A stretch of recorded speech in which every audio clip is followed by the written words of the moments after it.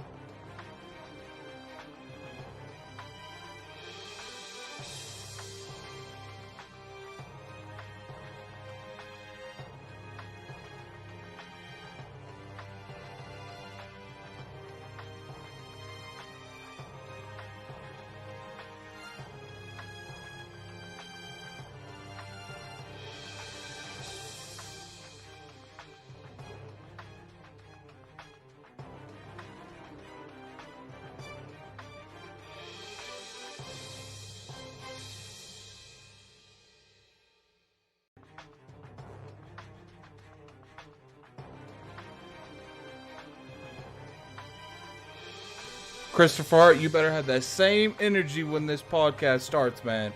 I better see that same energy in the chat when this podcast starts.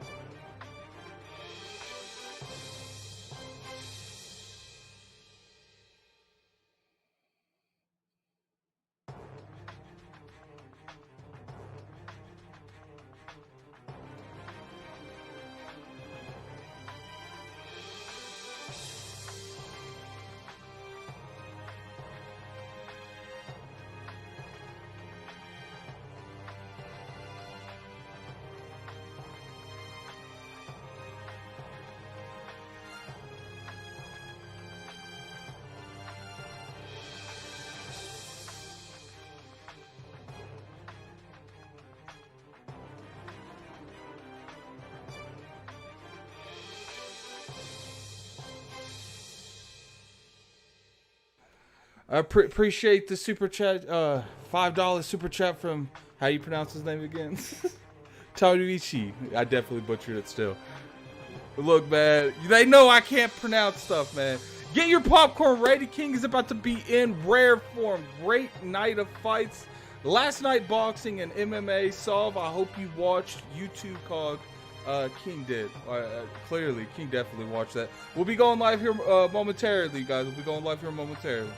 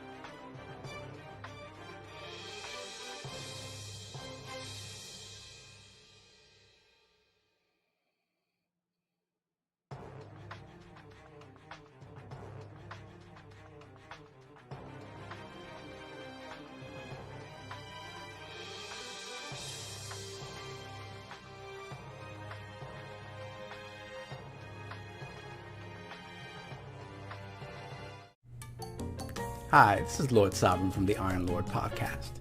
As you guys may recall, a few months back, King David OTW announced an amazing giveaway for the Xbox Series X. Well, I'm proud to announce that the Iron Lords podcast will once again be giving away another console at the end of this year. And that console will be a PlayStation 5. You heard correctly. So, how do you get in on this amazing giveaway? Let me explain. If you're already a member of the realm, you're good to go. If you support us either on Patreon or YouTube, you already have a ballot to win this amazing console. And if you support us on both platforms, you have 2 ballots to win this amazing console, as you also have 2 ballots to win an Xbox Series X. So, if you're not a member of the realm, what are you waiting for? Head on over to patreon.com, go to the Iron Lords podcast Patreon page, become a member of the realm to get your chance to win a PlayStation 5. You can also join us on YouTube/Iron Lords podcast. Become a member of the realm, and you will also have a ballot to win a PlayStation 5 console. And if you want to support us on both platforms, you'll have 2 ballots for each system to win either a PlayStation 5 console or, of course, as King David said, an Xbox Series X. This is an amazing opportunity that the Iron Lords podcast are so happy to bring to our community because you guys give so much back to us. So again, if you're not a member of the realm yet, what are you waiting for? Go out, join the realm on either Patreon or YouTube. And until next time, I'll see you at the round table.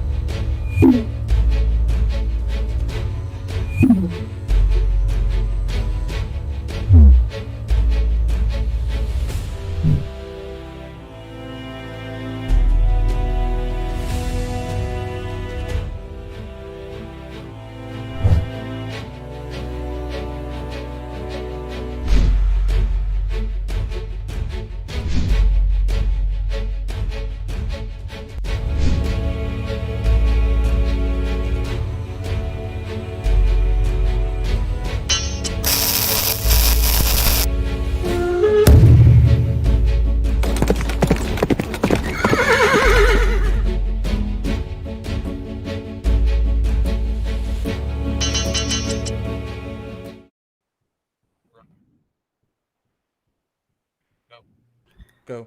What's up, everybody, and welcome to episode 178 of the Iron Lord podcast. I am your host once again, Lord Sovereign. And I'll be honest with you guys, man, I don't even know why we're having a podcast today. Because honestly, it was a very slow news week. I think you all could agree. Nothing that happened. Nothing at all happened this week. So we're just here to just, shoot the breeze and have fun. So what's up, everybody? Welcome to the round table here on the Lord's Day. We will have the boss, LordCognito, joining us in progress. So, guys, quick reminder before we get into the roll of show. As you saw my intro there, like we're coming down to the final weeks of these contests. The final week. So guys, if you have not joined the realm either on Patreon or YouTube, get it done. Get in there. I'm hearing somebody else's voice. So guys, definitely we're coming down to the last couple of weeks of this. If you want to get in on this, please go join the Patreon, go join the YouTube channel so you guys can have multiple entries to win both of these consoles. All right. So before we get into the introductions of the 3 lords that are here, let me get to these super chats because what happens with these super chats. Yep. So we have Lord Tazuichi with the $5 super chat. Hey Saab, remaxes with Frankie Negron, Oscar de Leon, Jose Arroyo, Cecilia Cruz, Tito Puente, and many more. Just sing. So I'll leave those technicalities to King and Addict. They're the ones that do the magic behind the scenes. They can adjust that as necessary. Then we have Lord Tempest Son with the $5 super chat. Shout out to the Lords. Love you guys. Have an awesome show. Then we have Lord Smitty Smith with the $2 super chat. There is no greater power than X, the book of X. And then last but not least, we have Pixelbit G with the $2 super chat. Looking forward to King clowning port beggars. Oh my Lord. Please, kind sir. Please. We got the heat early in the chat. So let's get into these intros. First off, we have the co-host of the Iron Lords podcast and the young wolf of the ILP, Lord Addict. What's going on, brother?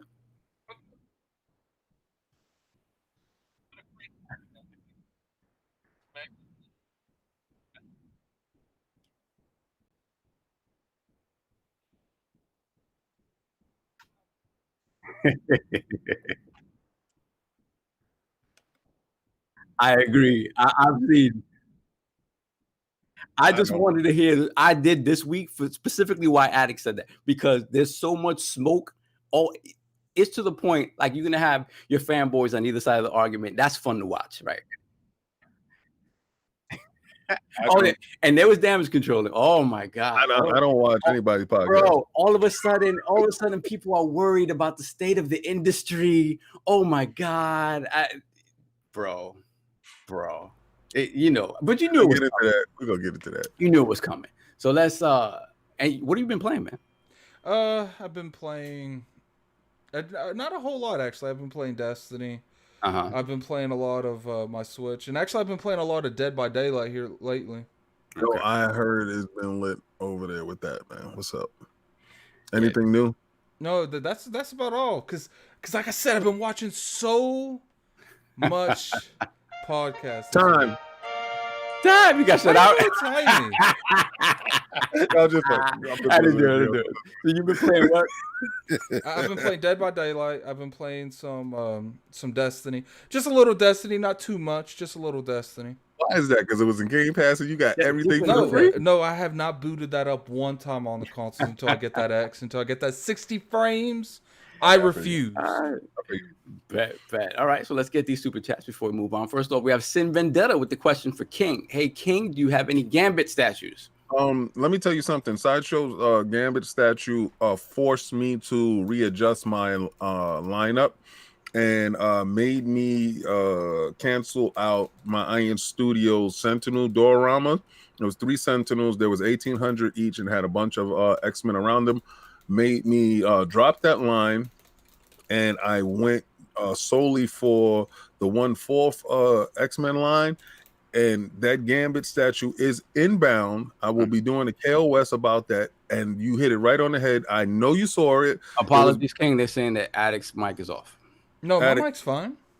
I can't hear Addict. They're saying you're muted. Yeah. No, they should. No, someone. They're saying they can hear me now. I fixed it. Okay, you fixed it. Okay, got you. Yeah. My bad. I was reading away. And the XM Studio one is a decent entry, but I think the Sideshow one destroys it. So yeah, it's inbound. Okay, cool, excellent. So let's have put them crests in the chat for the newest member of the realm, Darnell Tavares. Welcome to the realm, sir. That's a strong name. Darnell, was it that PlayStation 5? That sounds like something that would kill me in Destiny. The Tavares. All right, then we have Carlos Stoller with the £2 super chat, I believe. Gotta love Jim the dancing Pinocchio Ryan, baby. Yo, I think that's hot. Dancing Pinocchio, hell yeah. There are no strings to hold me down. Hold on a second. Then we have Stitch with the $5 super chat. We gather here today to listen to the word of the prophet, Lord King David. Who did that for you? What's funny is I was in a Discord with Press Start, and I was talking to Blaze. I was like, yo, like, I didn't think I could manage King last week. I was like, this ain't nothing to compare what King will be this week. Yo, listen, for me, I was like, I don't know if I'm feeling this prophet thing, but yo, you gotta give it to King. King, wow, because you know what it is. We'll get into it, but he bet on this man from the rip. No budging, no nothing, no budging. And what can you say? He's going to go down as the greatest Xbox CEO, period. I don't disagree. There's one more step that he's going to do, and that's when it's just going to be like foot to the throat. Foot to the throat. Then we have, let's see, I have Lord Beaner with the $5 super chat, celebrating my dirty 30 with the Lords. Oh man, congratulations. Happy birthday. Let me take a sip of this hydration watermelon water. And this is not juice. This is straight watermelon water. Let's give it go. Let me see. I had to do like King now and start taking knees because time is taking my I know the feeling, my brother. I know the feeling. Hold on a second. Then we have Boogeyman with the $5 super chat. All hail Lord King David, the prophet who foretold of the ascension of Phil Dominus Maximus Aurelius Spencer. Yes, sir. Then we have JD Gamer with the $5 super chat. All these Bethesda beggars in the street. Hashtag no fallout for Sony. No fallout for you. Phil is the game Nazi now. No fallout for you. Then we have Beaner once again with the $2 super chat. King ain't a prophet. He just smart and listens. Trying to take the title away. You know. I see how close Mario is this week. I don't know how I feel about that. Yo, you know what? I came in here and I found them hiding this in his little jumpsuit. Hold on a second. He's literally right beside him. Look. He had this in his little jumpsuit. He's like, whoo, yeah. And that's why his hand is still like that. I was like, man, give me that. Get that out of your hand, you little weird dude. He's like, hey, Bethesda. Let me see. We got more super chat. We got Tony Bryant with the $5 super chat. The Twitter Ether post was amazing. Yeah, it was definitely some Ether. Thank you. Then we have Night Music with the $4 super chat. Good morning to you as well, sir. Yes, drink that coffee. Then we have Mariano Pompa. Shout out to Mariano Pompa for putting me on blast on Twitter for not speaking more. Lord Sav, I want to hear from you today, dude. I'm hosting. How much more do you want me to talk? Because you're too quiet on Twitter.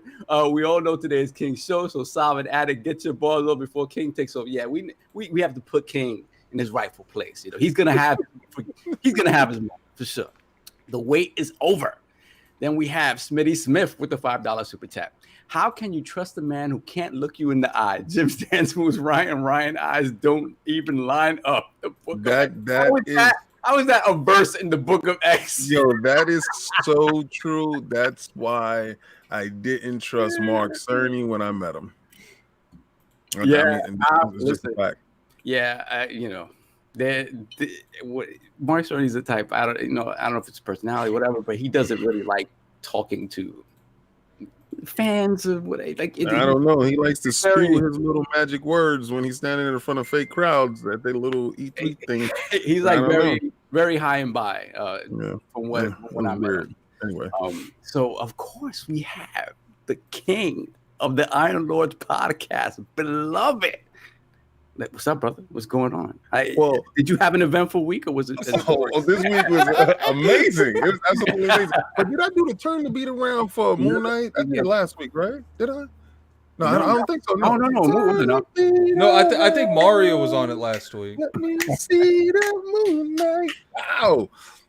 KOS is up right now. If you haven't seen it, go check it out. If you don't know about Moon Knight, I give a deep dive into who the character is, what he's about, how I learned about the character, and my admiration for the character, to be honest with you, why I chose to have him in my collection, and what is his meaning and what is his stance in my collection. So this week, Combat Talk. Oh my God. Oh, so let's real quickly, let's get through with the Jamel Charlo and Jamal Charlo. Jamal Charlo was on the undercard, and he's the middleweight champion, the WBC middleweight champion, and they're trying to do everything under the sun to get him off of that title, because he wants to rip off Canelo's head. So they had him fight Sergey Derevyanchenko, and Sergey Derevyanchenko is what we can say is the Russian hitman, assassin. He fought that guy, and they were pitching a war. It started to heat up by the second and third round, and I gotta say, I thought that was going to be Jamal Charlo's hardest test, and it proved to be so. Because Sergey was not moving. He wanted to fight. He wanted to engage. He usually throws 60 punches around, and Jamal usually throws 40 punches around. And it definitely bear fruit that he lowered Sergey's output while he was delivering hard shots. Did you get a chance to check out that fight, Sav? I basically checked out the main events, both brothers. And yeah, like the fight with Sergey, like it was one of those things. Like I expected it to go the distance. What up, dog? Mic check. Yes, sir. The boss is in the building. Good morning. I'm just still here. Good morning. I'm just Good still. morning. Good morning. Burning the candle at both ends, sir. Good morning. Did you get a chance to watch any of those fights last night? I saw the UFC. All right, okay, so we're gonna get to you in a second. All right, so You gotta be ready. Yeah, so Sav, about the Jamal fight, what did you think about it? I think it was a great test for him because, like you said, he's a hit man. So he's the type that he's kind of the gatekeeper. He is a gatekeeper of sorts. He's a dude that's going to take punishment and he's going to test your stamina. He's going to test every aspect of your game to see if you're ready to move on forward. And I think Charlo passed it with flying colors. And then, of course, his brother. I'll let you get into that fight before. All right.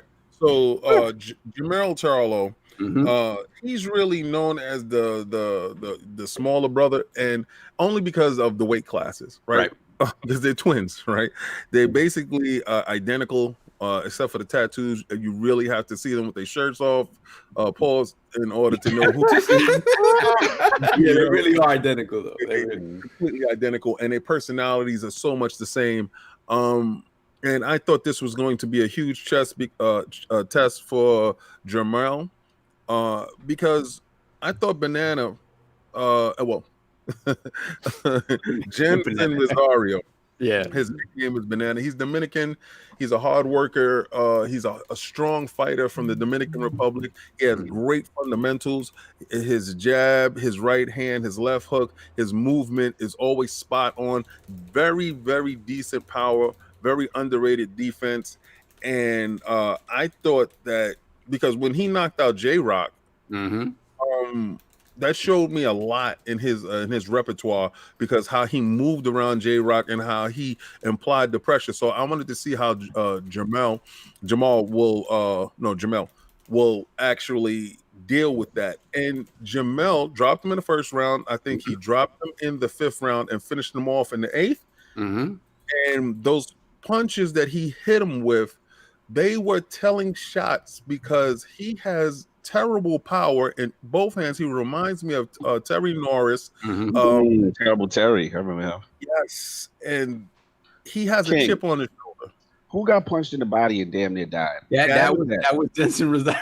That's what he got punched in the body and it looked like he gave birth on the Let me interrupt you guys for 1 second. Looks like we got a Lord visiting the realm.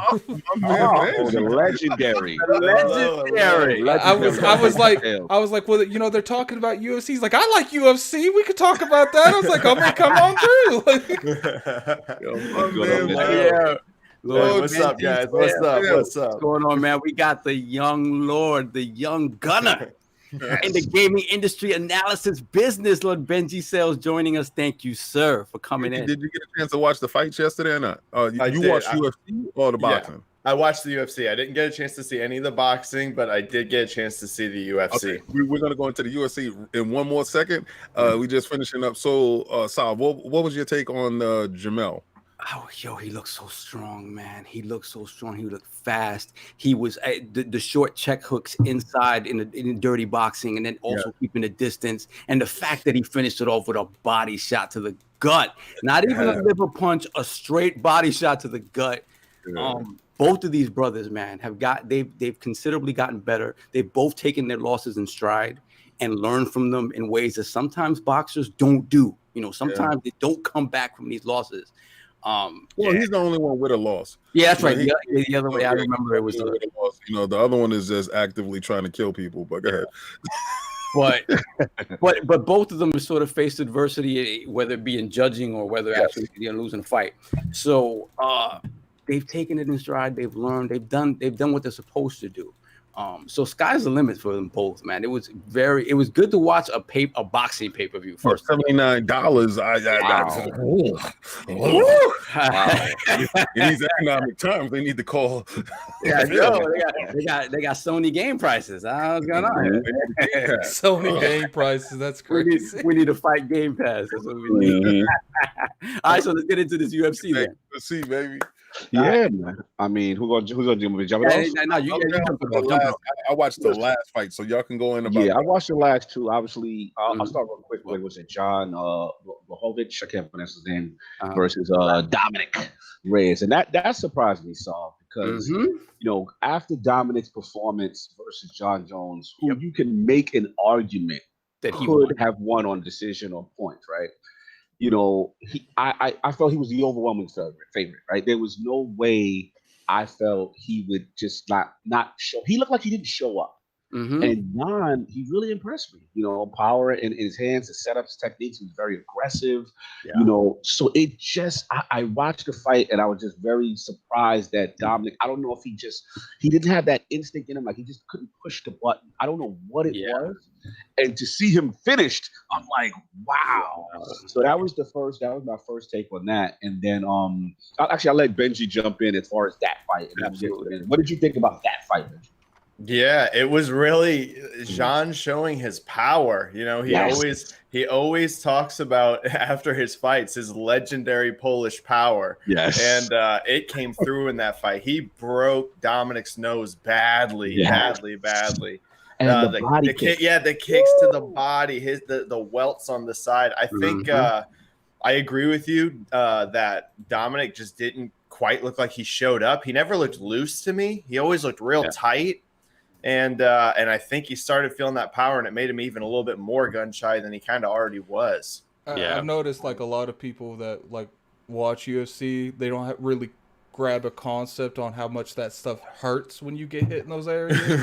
Like, they just act like, if it's not in the head, it's not for me. It's like it off. Especially when you get kicked in like the shin and stuff. Like that hurts so much, and people don't understand. And you can't plant your foot, boy. What do you guys think? Do you think this entices John for one more fight to come back and steal that tweet off? He put a tweet out. He was being messy. He was being messy. You come down right quick and get my belt back. I was like, wow. And what's funny is John. He never. And then John went on this this tear. Right. But I think the reality is they probably want to set up for him versus Miocic, but Miocic, my understanding, needs more time. He's not ready. Yeah. And I don't think they want to put him versus Ngannou as its first fight. You know what I mean? So that could be our play. That could be it. Nobody wants to fight Ngannou. Exactly. Nah, man. Because Ngannou could can end your whole legacy in a fight. Perfect shot. And in fairness, Ngannou deserves a shot, right? He does. He has been patient. So shout out to Jan. Shout out to Poland in the building. First Polish champion. I thought that was dope. He was very happy. Let's get to that main event. Woo! All right. Let's talk some style bender, y'all. Let's catch up on these super chats because they're getting kind of ridiculous. Don't worry. Then we're going to talk some style bender right quick. All right. So let me go through. Let me see. I wrote them all down. Okay, we have the Black Prodigy with the $5 super chat. Yo, guys, can you imagine E3 next year? Sony would have to back out, bro. It would be a massacre. We're going to get to that here in a minute, man. We're going to get to that here in a minute. Then we'll have Gaming Forte with the $5 super chat. It's Sunday, people. Shout out to the best of the best podcast on Sunday. Thank you, my brother. Looking forward to hearing King untethered. Yeah. It's arguable that King is always untethered. Today is a special day. Let's say that. You know how Cognito always tries to be in the middle? He can't be in the middle of that. He got an Xbox shirt on. Like, easy. That's how rumors check out his shirt. That's how rumors speculation start. Here we go. Oh my God. Cognito, the corporate shill. You know how they do it. He's been working on vacation. You know what's funny? You know what's funny? Like, this is Cognito's vacationing in Washington. He feels the need to come the next day with the Xbox shirt on. I think I got your third eye open. I don't know about that. With the name start with a P and end with an S. I don't know what I'm here for vacation. Really a Spencer, maybe. He's like, the next super chat is moving along. Moving along. We have Humble Beast at the $2 super chat.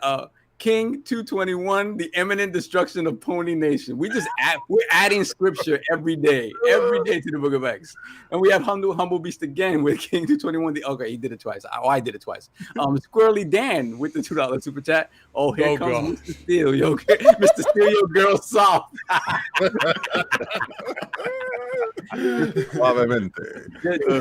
Just wait till we swap out that other music. That's when it's really gonna get jumping.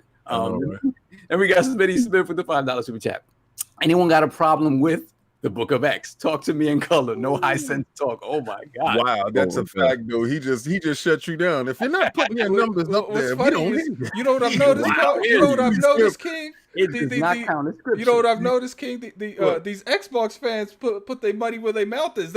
They are confident in their words. Oh my God! Not for nothing. Due to Phil Dominus Maximus Aurelius Spencer, he has allowed them to save tons of money with Game Pass. So they do have extra money to spend.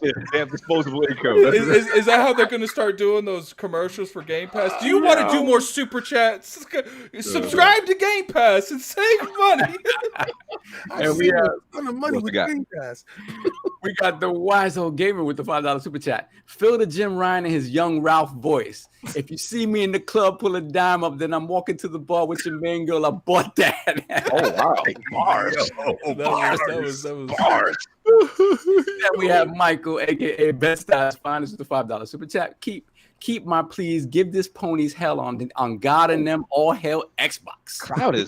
The round is rowdy. Rowdy this week. To be expected. But why would they be rowdy? Nothing happened this week. Nothing happened. As I said, I have no idea why we're here today because it was a very boring week in the very low news week, clearly. Then we have Michael, aka Bethesda's Finest, again. What the hell? Hold on. I gotta move this over. Meant to say King give them hell. Oh, there you go. There you go. Yeah, I got you. Then we have Tazuichi with the $5 super chat. Diego has to retire. Reyes was too cautious, and Costa waited way too much to save gas and got a clinic from Izzy. And that's the thing. Stylebender styled hard. Costa, even though he was holding back, he was winded because Izzy was kicking the air out of him. So we'll let's get into this fight. Yeah, I'll hold the super. Smith is next. Yeah. No. Oh, you want one more, or should we get into it? So we got. Let me see. After Tazuichi, we have Smitty Smith. We have Smitty. $5 super Smitty Smith. LordCognito is looking refreshed. Enjoy your well-deserved vacation. I'm actually very tired, sir. Then we have Nelson Nieves with the $5 super chat. You guys think that Skyrim should be the new face of Xbox instead of Halo? They going in. That's actually a real question that we might have. No, it's not. Okay, I don't know. Do you guys think Luna is going to even compete with Xbox? We're gonna get to that. All right, so are you gonna talk about that card? Because I didn't put that in the title because I was Cog's joint. Okay. That's fine. It's all good. Look, I'll make it real quick, man. Shout out to Stylebender. I mean, at the end of the day, coming into this fight, Benji specifically, I was nervous for him. Not just because I know Costa's style, and he. Let's be real. I know skill will win, but at the end of the day, that's a big boy. The weight, the amount of weight he cuts to make that division is absurd. Mm-hmm. So I looked at that fight and I said, okay, if Izzy has Romero performance, like it might not go well for him. You know what I mean? So I was looking at that, and it just comes to show like the precision, the style, the confidence, and then just chipping away, the leg kick, slowly breaking the boy down, picking him apart. And it just shows his striking is on another level. It's not even close. And, you know, all that basic rush tactics that I thought would affect Stylebender, it was almost an easy fight. It was. It was. Yeah. It didn't manifest itself at all. Yeah, it didn't manifest itself. And to me now, it's like the sky's the limit. You know, he's going to clean that division out. First of all, let's just get straight to the funny stuff, though. What was up with the disrespect after the win? Okay, I can tell you, give him the drive home after, like the disrespect. You know why? Did you see the build up to the fight? Yes. All right, so the build up to the fight, and then the background, because I was looking at a lot of the background stuff, because I was actually paying for that content. A lot of the background stuff, and I don't say this to say that he is racist. I don't know, but a lot of times, lighter skinned Brazilians are a little bit. They treat the darker skinned Brazilians a little bit, you know, worse for wear. To be honest with you, right, man. It happens everywhere. All right, to each other as well, which is disgusting, but. Yeah, because a lot of my Puerto Rican heritage are my color. So leading up to that, it was like a little racial undertone to it, and then he was real dismissive of him, and he was being real cocky and real arrogant. Costa was in his stance towards. Oh my God, here we go. That's for me to get up now for the real shit. All right. So and then. He had to disrespect him in a form because he felt disrespected the whole fight. To keep his emotions in check the way he did, I commend the hell out of him because he kept to his game plan, and Costa kept trying to get him to open that shell. Yes. Did you see how his leg looked like my shirt at the end of that fight? The kicks was, and I'm glad there's no crowd, so you can really hear the impact. Every time he got hit. Yeah, he was setting them up beautifully. And like you said, the undertones under the fight, they were definitely there. Also, there were a lot of skinny kid undertones, like you know, skinny guy, you're the small guy, like, and you know, for people who don't watch mixed martial arts, and I'll give it to Benji and I'll finish, is that you know, a lot of times you look physically at these athletes, and you're like, if you don't know anything about the sport, you'll go, whoa, how is this guy even going to compete with this guy, right? And that's the beauty of mixed martial arts, right? All that muscle and all that weight, it don't mean nothing if you don't have technique. You know what I'm saying? And you don't have discipline. So I just thought it was a masterful fight for him. It definitely cemented him now as one of the top middleweights. He's, you know, the sky's the limit. I think he wants to fight, what's the Cannoneer or whatever, you know, possibly clean out division.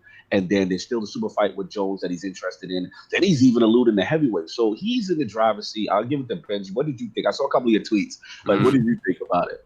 Yeah, I mean, it was an absolute masterclass. I mean, it was just, it wasn't even close at any point. There was no point of that fight that was. And I'll tell you what, leading up to it, I was picking Israel to win, but I thought it was going to be like a fourth or fifth round. I thought this fight was going to go late because I thought the early rounds, Costa might really pressure and give him a little trouble. I didn't think Costa was going to win, but I thought if you're going to beat Izzy, you got to get in on him. You cannot be at that range because he will just pick you apart. But shout out to Izzy. He just could not be cornered. The few times that Costa did try to rush him, he was just out instantly. And he just lit him up. It was one of the best performances I've seen in a long time. It was incredible. Yeah, absolutely. Like Benji said, it was a master class. It's what I love to see in MMA when you have a dude that is kind of like Jones. Like Jones will take your own style and use it against you to show you that he's better than you. Izzy doesn't necessarily do that. Izzy just knows that he's better than you and he's going to beat you. He's going to beat you any which way he's going to do it, whether it's distance. And, you know, I'm sure that his ground game and his grapple game is definitely underrated. He never has to use it. I just want to say this one thing, and then I'll jump out of that part with it. He knows who was great before him. And he has studied all different styles because one, he came into listening to Nas. All right, so when I'm talking about he's studying greatness, he choreographs his entry in his head in his soul and his body. When he gets into the ring, when he does this stuff right here, and y'all probably think he's joking around, he's channeling his chi. Right, and he is getting to his center. So when he comes in listening to Nas, that's his inspiration music, because he has to live up to the greatness of this song, right? And then he already knows that Anderson Silva was the greatest before him, and he's trying to surpass that greatness, right? Yeah. Also, at the end, if y'all didn't catch it, he told y'all must have forgot, like the great Roy. He did the Roy. Yeah, I caught the Roy. I must have forgot. Right? So when Roy was disrespected in that fight that he so-called lost, and Roy came in, anytime Roy was disrespected, he put on a performance that was worthy. So this man went in with all these greats in him to give you this great performance. He broke down Costa in a way that Costa looked bewildered at the end, like, who the hell is this dude? But the biggest thing was, he told Dana, and he put it on air, no more 30%. I like that. Dudes 90% if they don't make this weight, because Costa didn't feel like he had to make weight. And he thought he was going to have an advantage weight-wise going in, because these dudes use that. They have other things outside the ring to supplant that money. So if they lose a 30 grand here, they have a Nike deal or a t-shirt deal here or there to give them that extra money. So they don't care about making weight. So when you take 90% of their purse away, then they will start taking it serious. And I really respected him for that. They give him an hour and a half to try to make weight afterwards? Yes. That's crazy. Yeah, even if you miss, they still give you an extra hour and a half. Shout out to Kovic Nexus. I'm calling time. Let's move on. Let's get the rest of these super chats and then move on. Let's get these super chats and we'll move on. I just gotta say the last point is that he made a good point after the match. I didn't even realize 100 fights. Yep. And that, you forget, he is a kickboxer. He's been doing this for a long time. You know what I mean? So I just wanted to give that out there as far as the length of experience that he has. He's really not as young in the game as we think he is. But salute to Izzy, masterclass performance. And I'll let y'all get to it because Attic was like, I don't want to talk about this no more. All right, we have Adam with the $5 super chat. Xbox didn't spend $7.5 billion to try and give up on their console. If their plan was full multi-plat, they wouldn't have made two consoles. Facts. We will talk about that. And we have Perfect Shogun with the $20 super chat, and Elder Scrolls through Wolfenstein After the Fallout. Phil Dominus Maximus Aurelius Spencer says, your rage has dishonored you. Turn from the evil within. Pray on the like button and be spared from your doom. Oh my God. Poetry in the chat today. Jesus. Then we have Lonzo with the $5 super chat. Costa left the girl he came to the dance with. Aggression and pressure brought him success, and he abandoned it in the biggest fight of his career because he was afraid of getting dropped in 2 seconds. That's why. Because if he would have run in and Izzy would have pulled the Conor McGregor, he'd have got blasted out there. It would have been a problem. We have Tazuichi with the $5 super chat. Happens is most of Latin America have it in my family too. It's sad. Hopefully we can come together soon. We're on the same boat. Yeah, like I said, it is very disgusting, like the way and it's not everyone, but it happens a lot where lighter skinned Latinos will treat dark skinned Latinos like they're not they don't come from the same place, and it's like, really, like, so everybody is in between. How you figure they got in between? Like everybody that's brown like me, like everybody's brown like me. Somebody in my family is very dark. Exactly. It's a sad thing. It's but it shows the state of the world, unfortunately. Then we have Bravo with the $5 super chat. When do you think Microsoft kicks the tires on possibly giving Halo over to id Software? Also, shout out to Benji. That is a very interesting question to have. Yes. Conversation to have. I told y'all anyway, but y'all didn't listen to me. I told you. When would potential become discussed? And I told you they always had this potential. They can never get this part right, or they can get that part right. Well, obviously now you have first-person gods in the house. So when do you look to the gods? About to be lit. Exactly. So we have one more. Smitty Smith with the $5 super chat. Israel broke down Costa like someone trying to get the crab meat out the shell.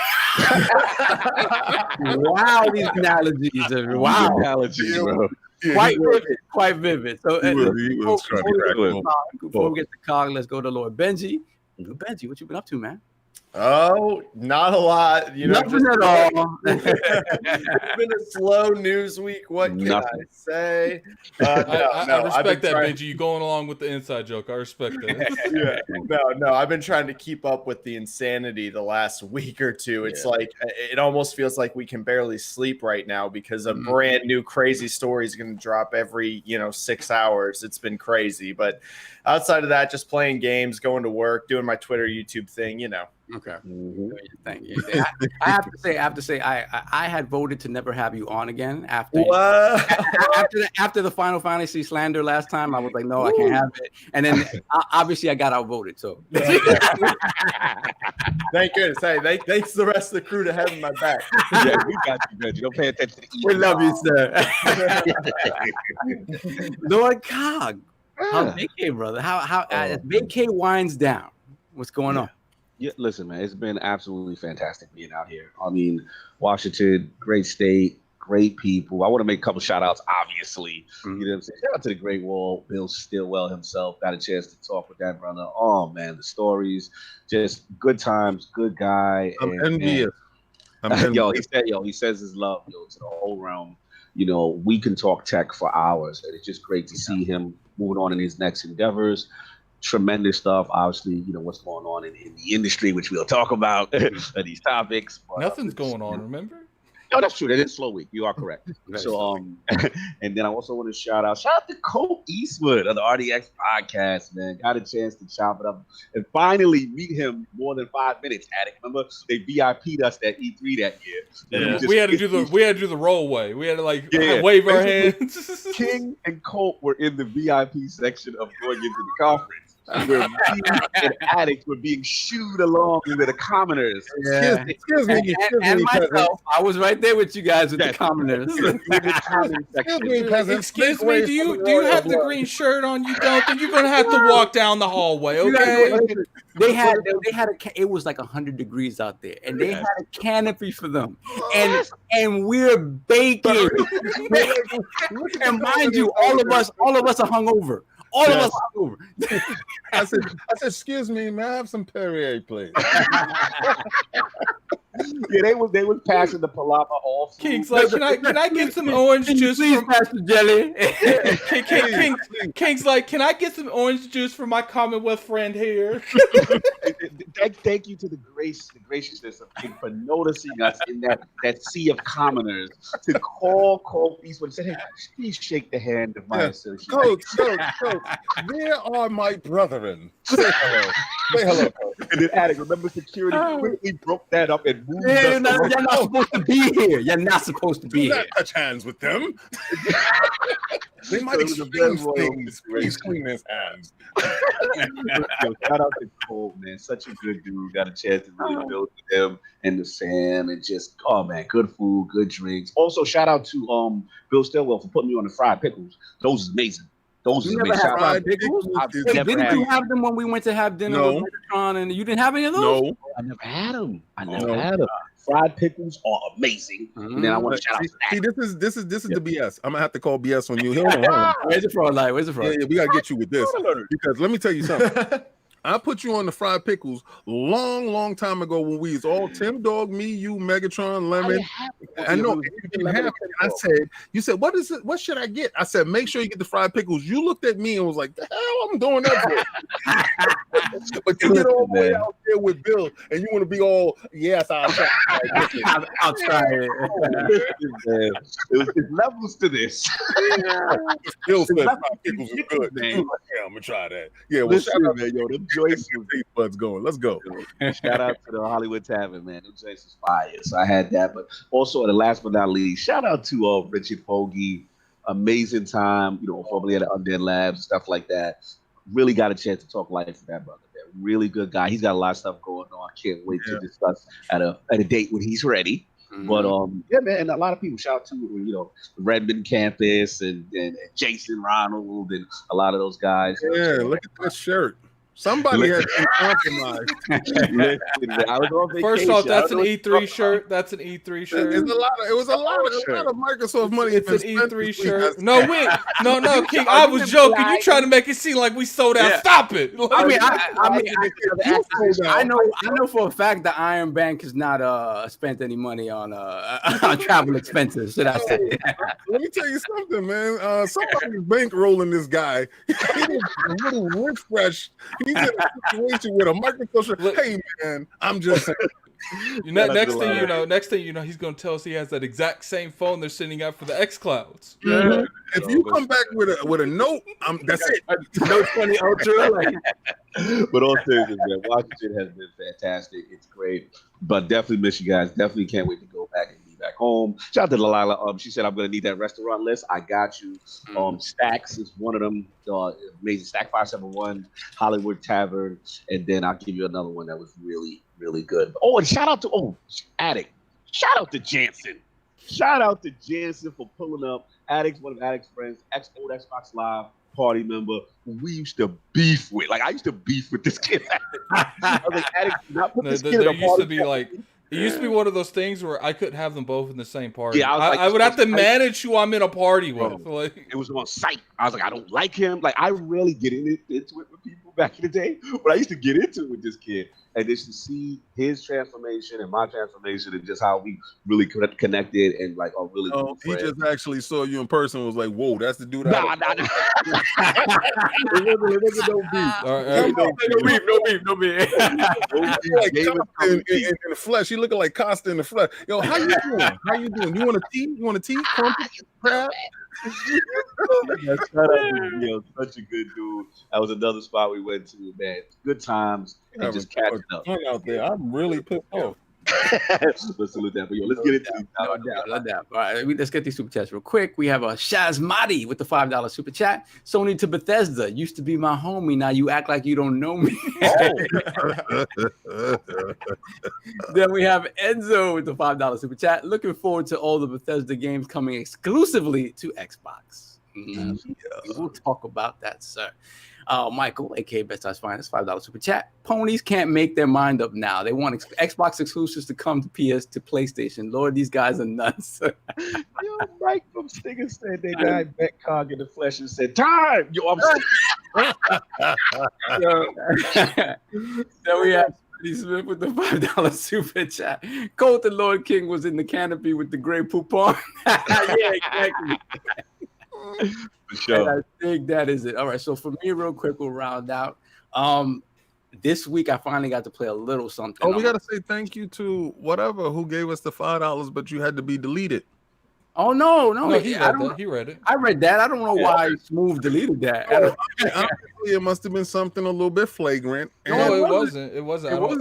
I was going to pull Kid aside after the show and ask why he deleted that. Oh, okay. So then tell him to put it inside the chat so we can read it. No, he read it. He read it. I had already read it. You already read it. Okay. He probably said something crazy after he did the super chat. Maybe. Yeah. All right. What's going on, bro? Before we get into my real quick, Mexican Zoidberg with the $5 super chat. The day King stops making fun of TCLs is the day the world ends. Oh, you gonna see? I got some TCL smoke today. So y'all, like, the only thing I played this week, it is the new crack. If you guys have not heard how I spoke about Dead Cells, this is how I feel about this game. Hades. Yo. Oh, Hades. Yeah. Fire. Yo. I've heard good things. I haven't played it, but I heard it's amazing. Yeah, I downloaded for Switch for the playing back, but you're talking. Bro, it has that loop where it's just like, it has the super giant storytelling. It's probably their most polished game, and in terms of story, it plays. It's basically a roguelike, where you're constantly you're the son of Hades, and you're trying to escape the underworld because you're like, yo, I never died. Like, I was born here. I want to get out of here, and so the other gods in Olympus, sort of, they hear about your plight and they try to help you by giving you powers and whatnot to try to allow you to escape the underworld. So that's the loop. That's the gameplay. That's the roguelike loop. The thing about it is that it has a narrative that continues throughout that loop. in a way that I really haven't seen a game like this do before. It's really hard to do a consistent narrative in a game where the gameplay loop is individual runs. But it's like the voice acting, the storytelling, the gameplay, it's just tight, man. It is, if you love Dead Cells, and again, it looks differently, it plays differently, but it's that same feeling like one more run. Nice. It is a fantastic game. It's right. All of a sudden, out of nowhere, it's up there in my top couple of games of the year. Wow. It is that good. So that's what I did. Let's get to it. Let's get to the main event of the evening. And at the Iron Lords podcast, the main event always comes first. And then we have to rush through the rest because the main event was so long. Turn that light on the topic. It's already on. Oh, my man. There we go. There you go. So, gentlemen, on Monday, one day before, pre-orders went up for the Xbox Series X and S. Early in the morning, we got a little message from our friends at Xbox welcoming the fine folks from ZeniMax and Bethesda into the Xbox family. All I could say throughout the entire day was "yo," that was the first yo. So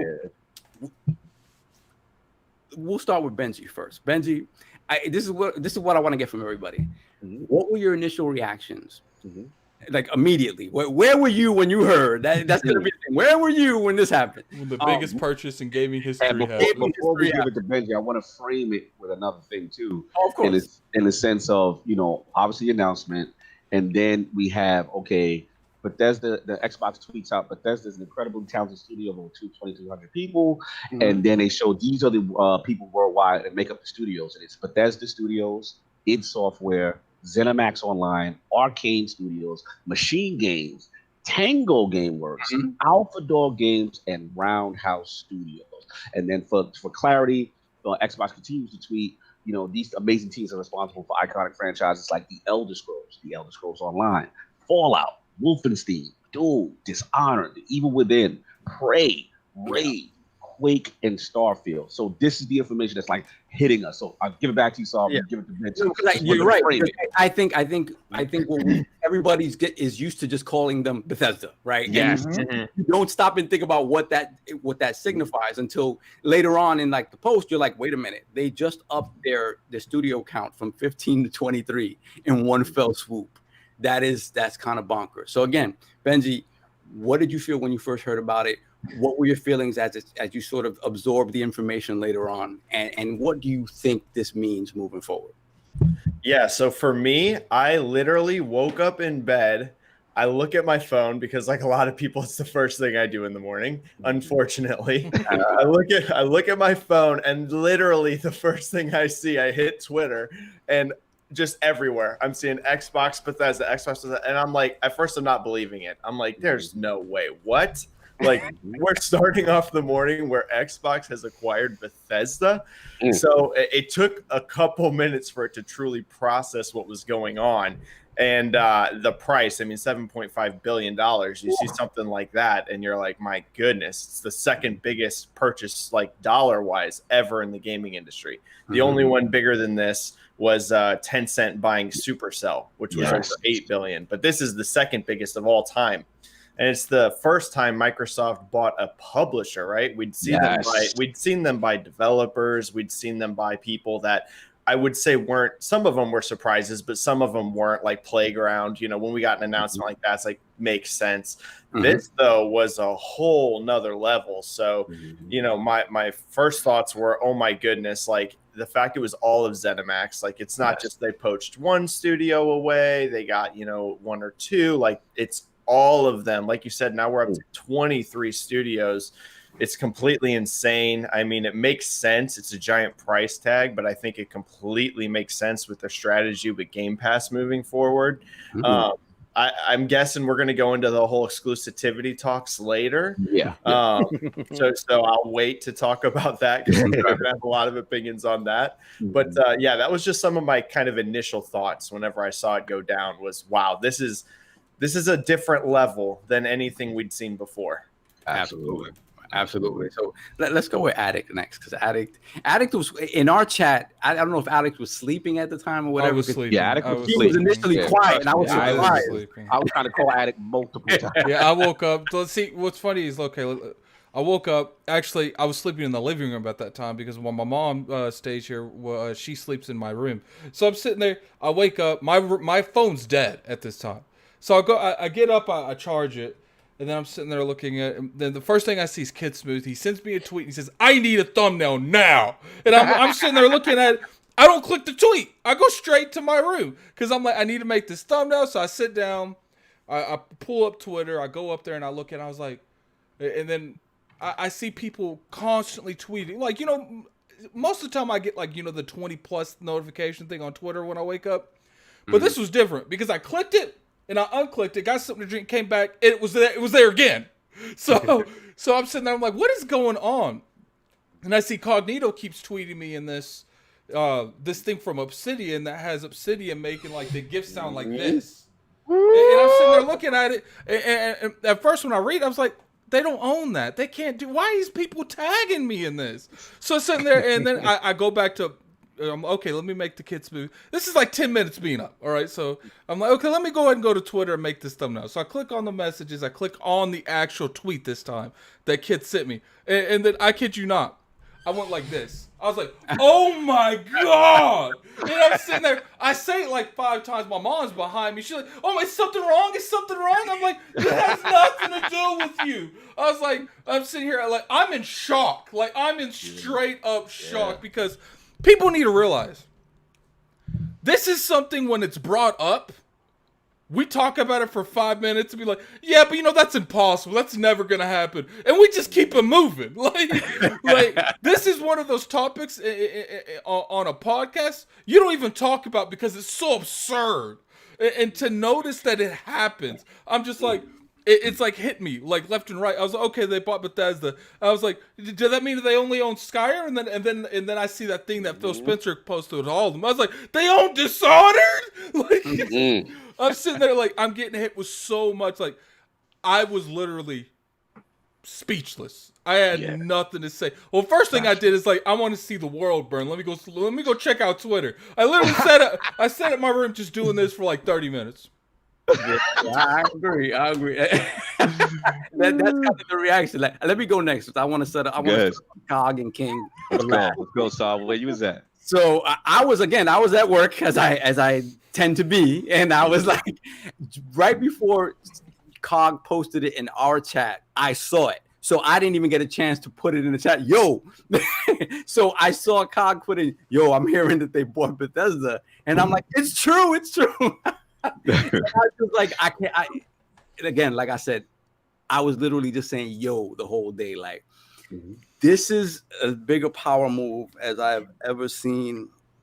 Dude, they removed an E3 press conference off the table. Like that's what Ryan said. The best Ryan said this is equivalent to you going to E3 and you watching one of these conferences, and it's like Microsoft was watching an old press conference.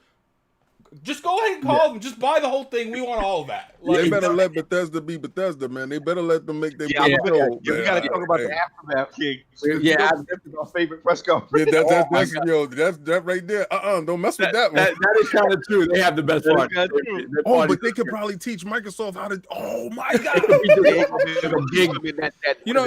That theater. Shout out to 600 people in the chat, man. Hit that like button if you guys don't mind. Let's try to get that up. Right, everybody came for the smoke today. I'm sure.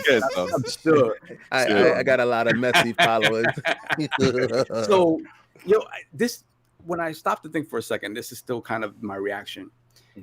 When you've been following Microsoft, like all of us here have from the very beginning when they entered the gaming space, right? It was always strange to me that a company that's this big and powerful was playing the underdog role in the gaming space. And it's always been that way. And it's just because of the attachment people have to the Sony brand, and rightfully so. And even, 20 years on, it's still kind of the same way. But if you look at the moves that they've made up until now, none of them compares to this. Well, we made jokes in the chat about, putting the meat on the table. They made a move that their competitor can't do. Correct. They just can't. What's funny is someone put in the chat, they said Microsoft literally spent what Sony made last year in profits. their whole budget. Their whole budget they spent on one company. Like somebody's little slush fund. Oh my Lord. I'm gonna get dirty today. I know you about to get messy. I already know. Please, you put that in perspective, it really is indicative of yet again like another sort of paradigm shift, and we'll talk about the details about that in a minute. But let's go to Cog next. Yeah, I mean, this is, man, like these are, as a gamer, they're moments, right? They're moments like, where were you when this happened? Where were you when this system announced? Where were you with this major? Like, this is beyond just, you know, a smaller individual acquisition. You know, when you buy Bethesda, and the thing that's great about this is twofold. One, we all know Bethesda's history. You know what I'm saying? It follows those quality, epic, single player, for the most part, experiences. And they just have a cachet. King, me and you know, like we go to those Bethesda conferences. Boys. These are not suits. These are gamers, right? Who have a passion for this, right? And there's this level of quality. And I wish Anchorman was here today, actually, because Todd Howard. He's the biggest Bethesda fan I know. I told you that's Todd the biggest thing. I told you Todd would bend that knee. Yeah, that's so Anchors, I want my knees. Send those that's knees the over biggest there, thing buddy. that, you know, people don't know this about me, but I used to be a huge Bethesda fanboy, like absurd. And like I'm a huge fan of Todd Howard. Maybe not quite as bad as Anchorman, but you know, I remember like when that video showed up afterwards, the video interview with Major Nelson, Phil Spencer, Peter, and Todd Howard, and I remember thinking, this is real, like, because I remember like watching the Skyrim trailers, and Todd Howard is like with GameStop was like, "This is a dragon," like, and I remember that resonating with me, and I'm like, and I'm thinking Todd Howard's part of Microsoft now, like that's crazy. It's one of those moments. It's you sit back and you say, "Wait a minute, did that just happen?" Is the entire ZeniMax? All of these students, and then you start to think of the major stuff first, right? You start to think of Elder Scrolls. Then you're like, wait a minute, Microsoft owns Doom now? Microsoft owns this now? And it really Wolfenstein. All these IPs, right? So I want to shout out to Boom. He was one of the first calls. Anchorman, one of the first calls, you know, and they're like, Cog, it just went down. And for me, the immediate feeling I felt, Saul, was like, we all sat there last generation and said, okay, are they truly going to commit? Is Microsoft really good? No disrespect to any studio they've purchased right now, but we all felt if Game Pass is going to be the play, the Achilles heel, so to speak, was AAA quality games in the service. And no disrespect to Microsoft's current first party, but that was the argument used against it. Like, if I'm going to get Game Pass, I don't want filler and I don't want all indie games. So if you look at what they've acquired, you start making scenarios in your head theoretically, right? Like, they could have bangers just lined up, like literally. And you know the crazy, 1 month, like literally like 1 month. You know the crazy thing, if you think about it, man, it's like, we're sitting here, we've been talking about Bethesda for like 2 weeks, it feels like. And it's like, we forgot about the initiative. We forgot about Compulsion. We forgot about Undead Labs. It's like I said last week. Bethesda's studios could literally like pull a whole console into existence. Like, let's say Amazon comes out and they're like, let's buy Bethesda. Their games could keep their console afloat. Absolutely. And Microsoft has that and their actual games. The thing about it is, you know how much of an Obsidian fanboy I am. So I'm like, wait a minute. They can work together. Then you start thinking, we can make Fallout New Vegas too. You can have Doom and Halo together. Like, you can have these out. It almost felt like if you're a sports team, like this huge free agent acquisition, and you're like, yo, this is all on one team. Like, this is a dream team, so to speak. So it just, like I said, it was really cool. You start thinking of possibilities. You start thinking about the commitment to gaming. And it was truly amazing. And like I said, it's one of those situations. We'll get into the exclusivity. We'll get into all that other stuff in a minute. But it's one of those situations where the second thought I had was, I got to speak to King. Because what was I still asleep at this time? you were still asleep. We were like, "Yo, King, you gotta put up a video," and he was like, "Yeah, I'm on it." He has been on his square with Phil Spencer. We all know it. The name Phil Dominus Maximus, soon to be. King gave him Aurelius last week or 2 weeks ago, right? Yeah, So when he gave the price and power. Right, when you gave the price and power. So in my mind, I'm like, I don't know if I would have gave it to him then, This but I is when feel he where gets King it. is at. This is when he gets it. Right, but then I'm like, when I see this level of a move, and y'all know who my guy is, right? I'm a Peter Moore guy. I've always been a Sega kid. I felt that generation was one of the glory generations for Xbox.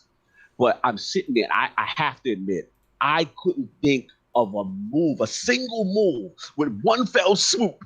Someone swung their sword, and it's like, yo, here's some King. I'm just gonna stop talking. Yeah, I felt the same way because it was like, yo, you know, the Peter Moore pull up the sleeve GTA 4 move. Like the moves I remember for Phil. Yeah, when Peter would pull the sleeve up, GTA exclusive, a singular title, which was epic for its time. For sure. But nothing to this magnitude. He didn't go by Rockstar. It's a whole new level. There's levels to it, and it pains me to say it because I'm such a fanboy for Peter Moore, but I gotta give it to my man King right now. King, I'm done talking. Like, let's get into it, man. Let's go, King. We have the laurels, we have the toga. Let's go. And I've officially clicked on your name. You have the floor. I was y'all want to get the super chats? As a matter of fact, yes, let's do that before we get to King. As a matter of fact, first off, let's welcome to the realm Lord Jarrell Johnson. Welcome, sir, and thank you for the support. Probably a relative of mine.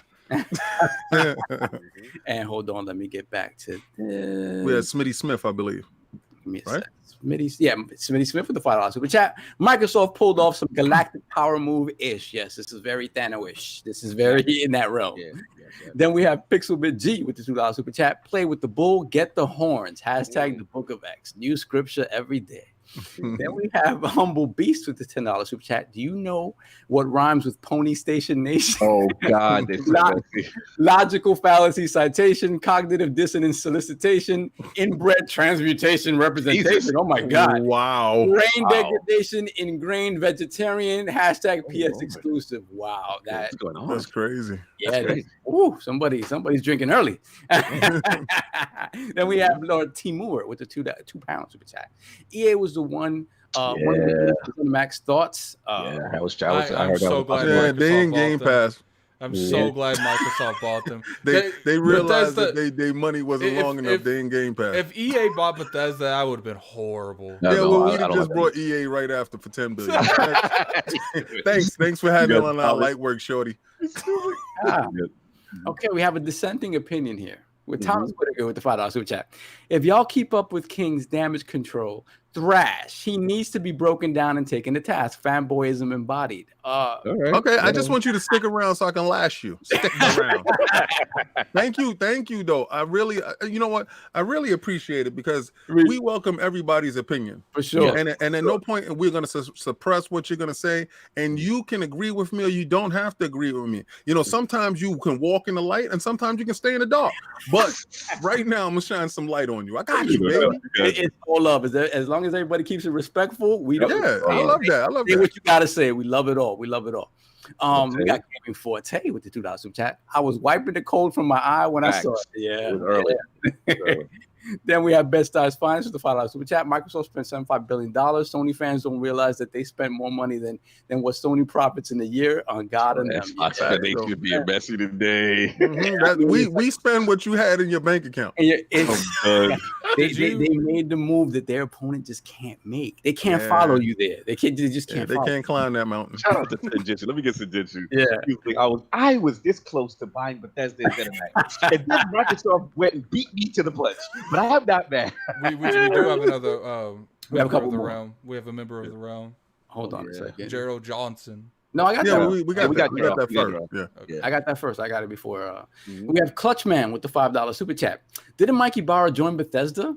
If so, does that mean he works for Microsoft again? No, he joined Blizzard. You know how crazy it would be if you leave Microsoft and they buy your company? You get away and get fired. No doubt. That would be hilarious. No, we got a couple of more. We have Kid Smooth with the $20 super chat.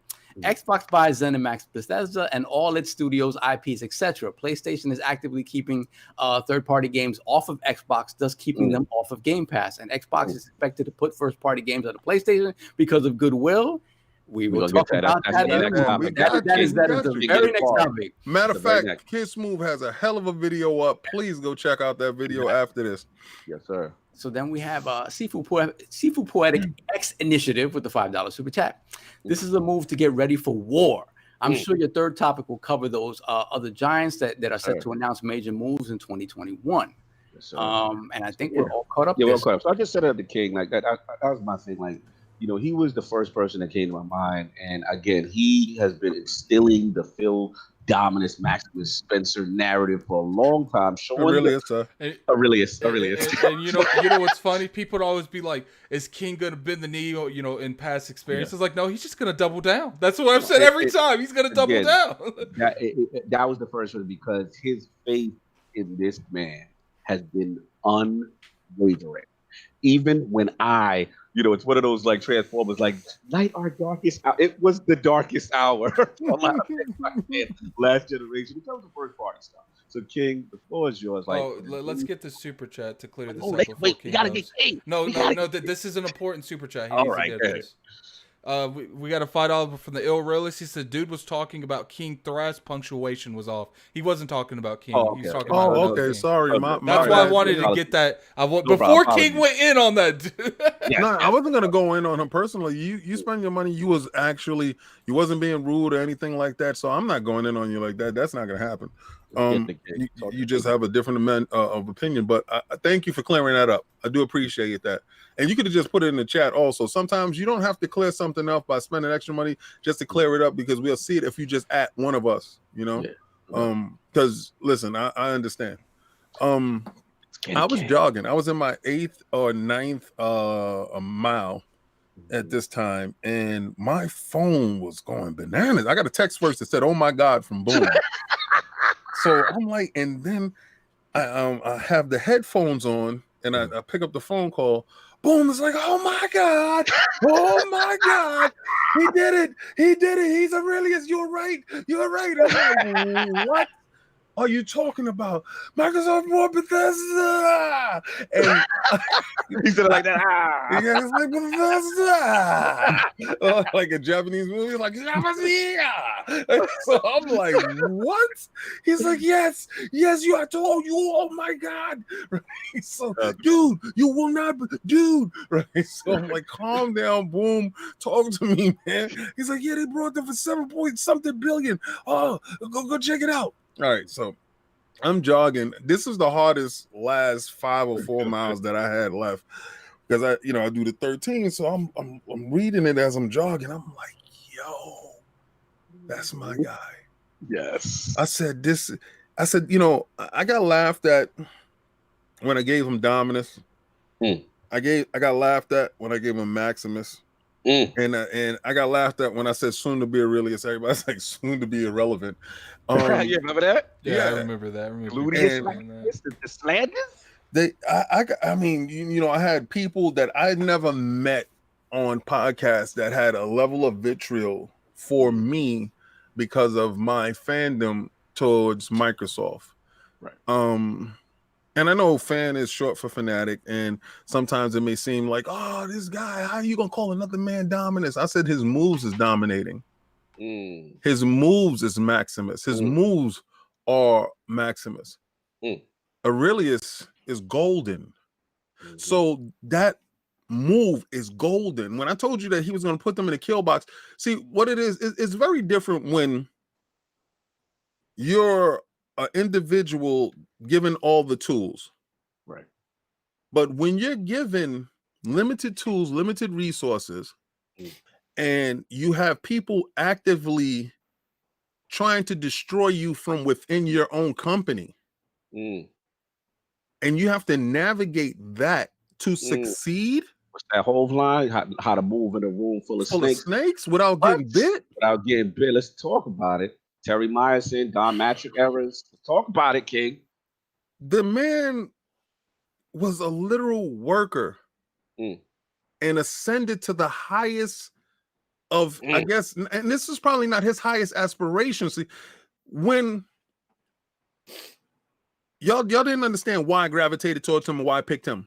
When I spoke to him, he exudes something that I have inside of myself. An unsatiated hunger to achieve. And only real can recognize real. So if you looked at him and you thought he was fake, then you were seeing something else. Right. You were seeing a reflection of yourself in something else. Right. But when I saw him, I said, oh, he's the real deal.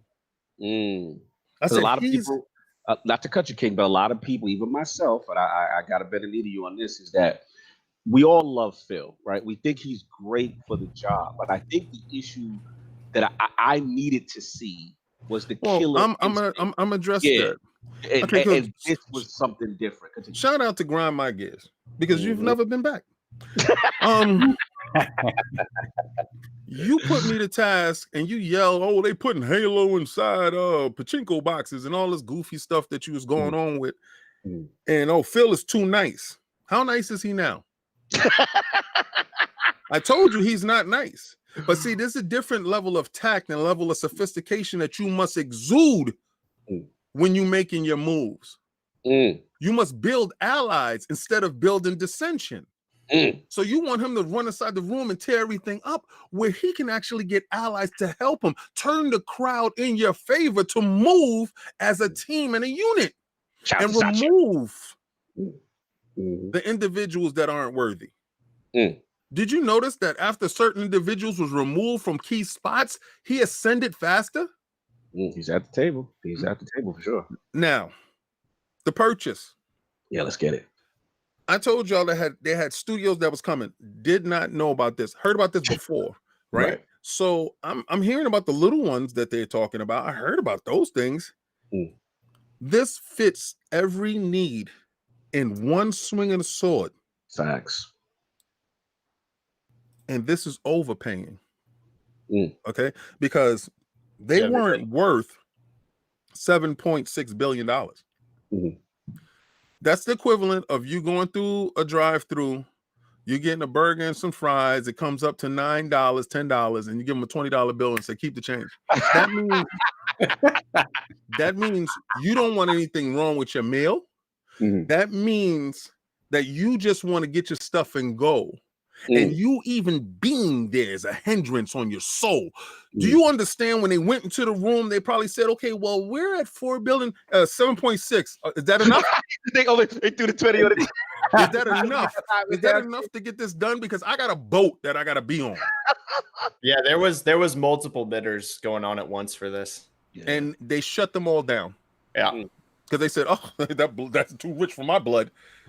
They did this right before pre-orders went live. One of those things you see in the auctions where, you know, they're voting and someone comes out there and someone's like, $500, so $15,000. Yeah, that's it. And that's it. You shut it down, you get what you want. You get what you want and you need. All right, so the acquisition is not Bethesda. Stop saying Bethesda. They brought the building. They didn't go in there and brought buy one shirt, one t-shirt, a pair of pants, and some socks. They didn't go get an outfit. They went and brought them all. They shut down the mall and said, what do you want? I want everything.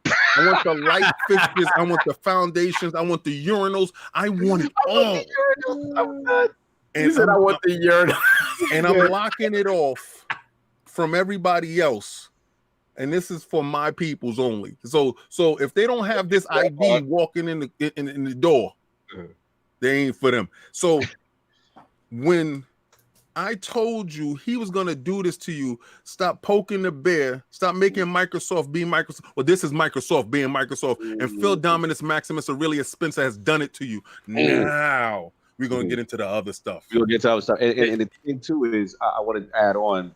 Is that to make it's kind of funny because it's like last generation, you know, the infamous meme we all know, right? You know, Benji's heard it, everyone's heard it.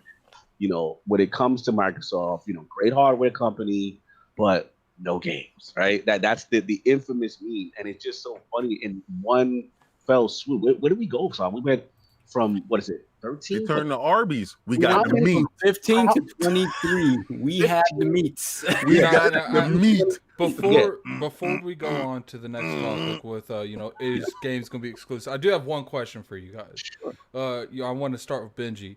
Do you think that Sony has to react to this? Not necessarily, we need to buy something right now, but do you think this purchase, people over at Sony's like, okay, we gotta buy something. Like, we got to increase our studio count because to me, especially since they bought Bethesda, I feel like you're going to get to a point where the quality and quantity of Microsoft is going to surpass Sony if they keep up with the output that they have right now.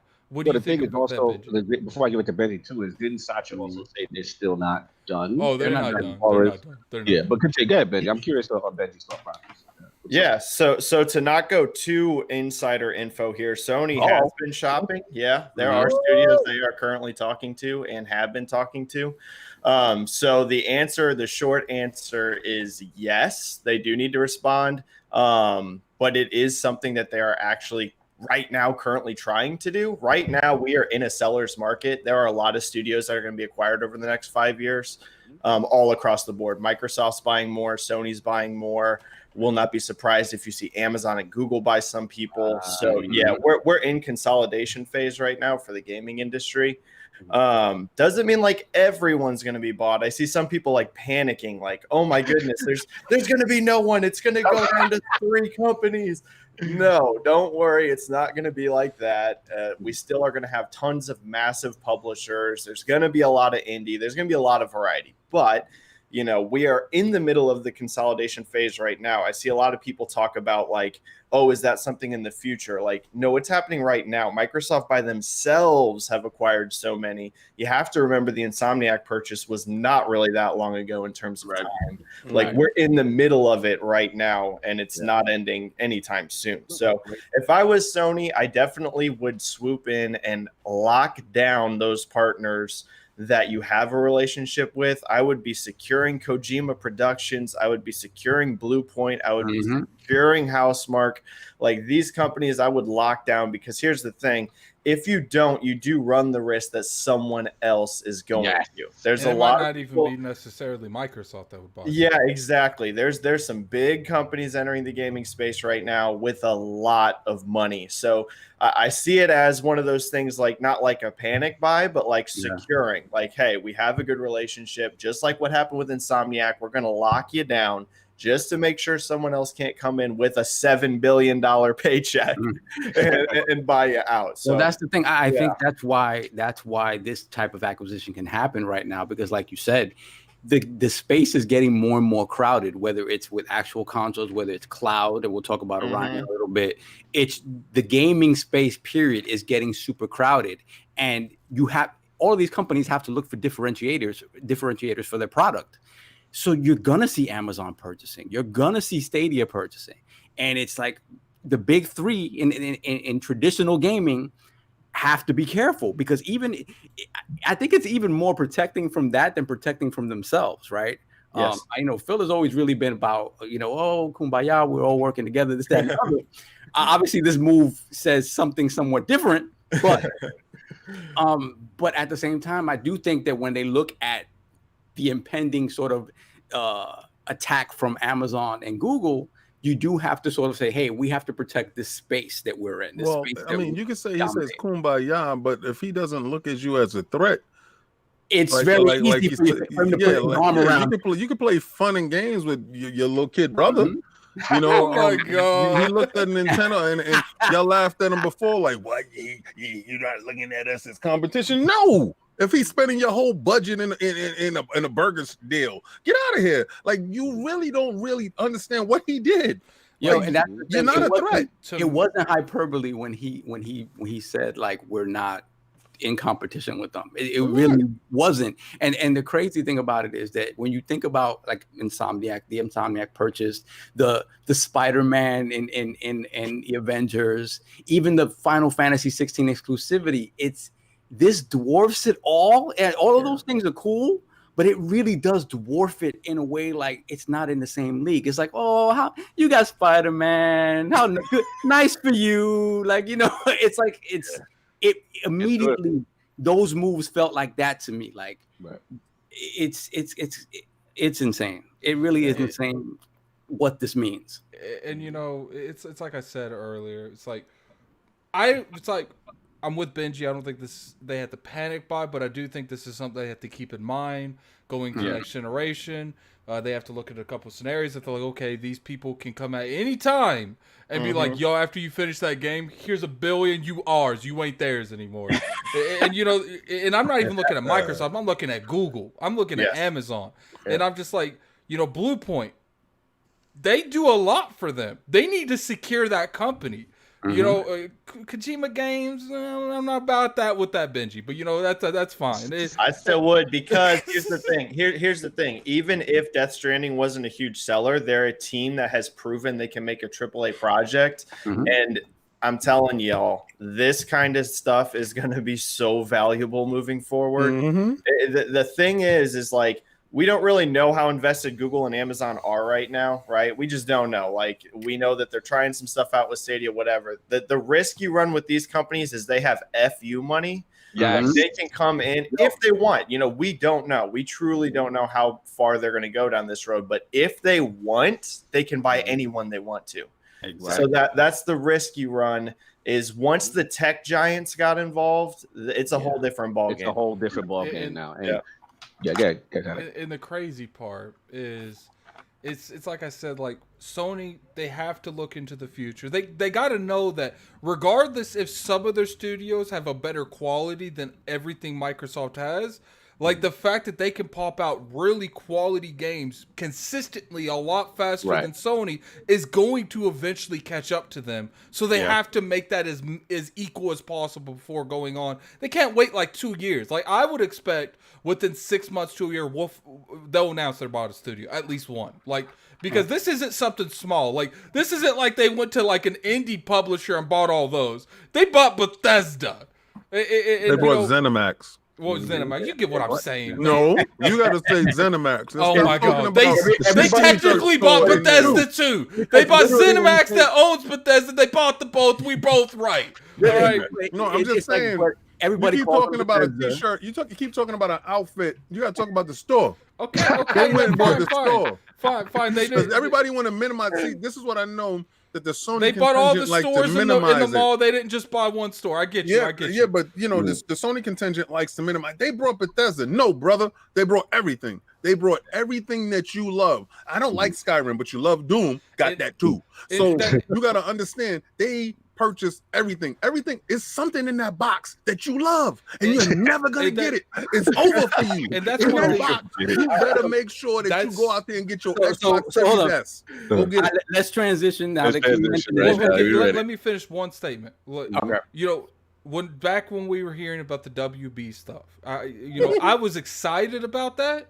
But, you know, it was more for, I think it could be good for the brand besides, like, the Shadow of Mordor. I really like that game. But I wasn't, like, excited about their games because I don't really care about their games like that. But when they bought Bethesda, the thing that I really enjoy about them buying Bethesda is what is the key thing that everyone says that Microsoft needs. We need more adult-rated games. We need more games that don't look childish. Bethesda only makes hardcore games. Yeah, almost all of them are M. That's a good point. Yeah, Did you guys see the leaked screenshot from Starfield? Yeah, I saw one.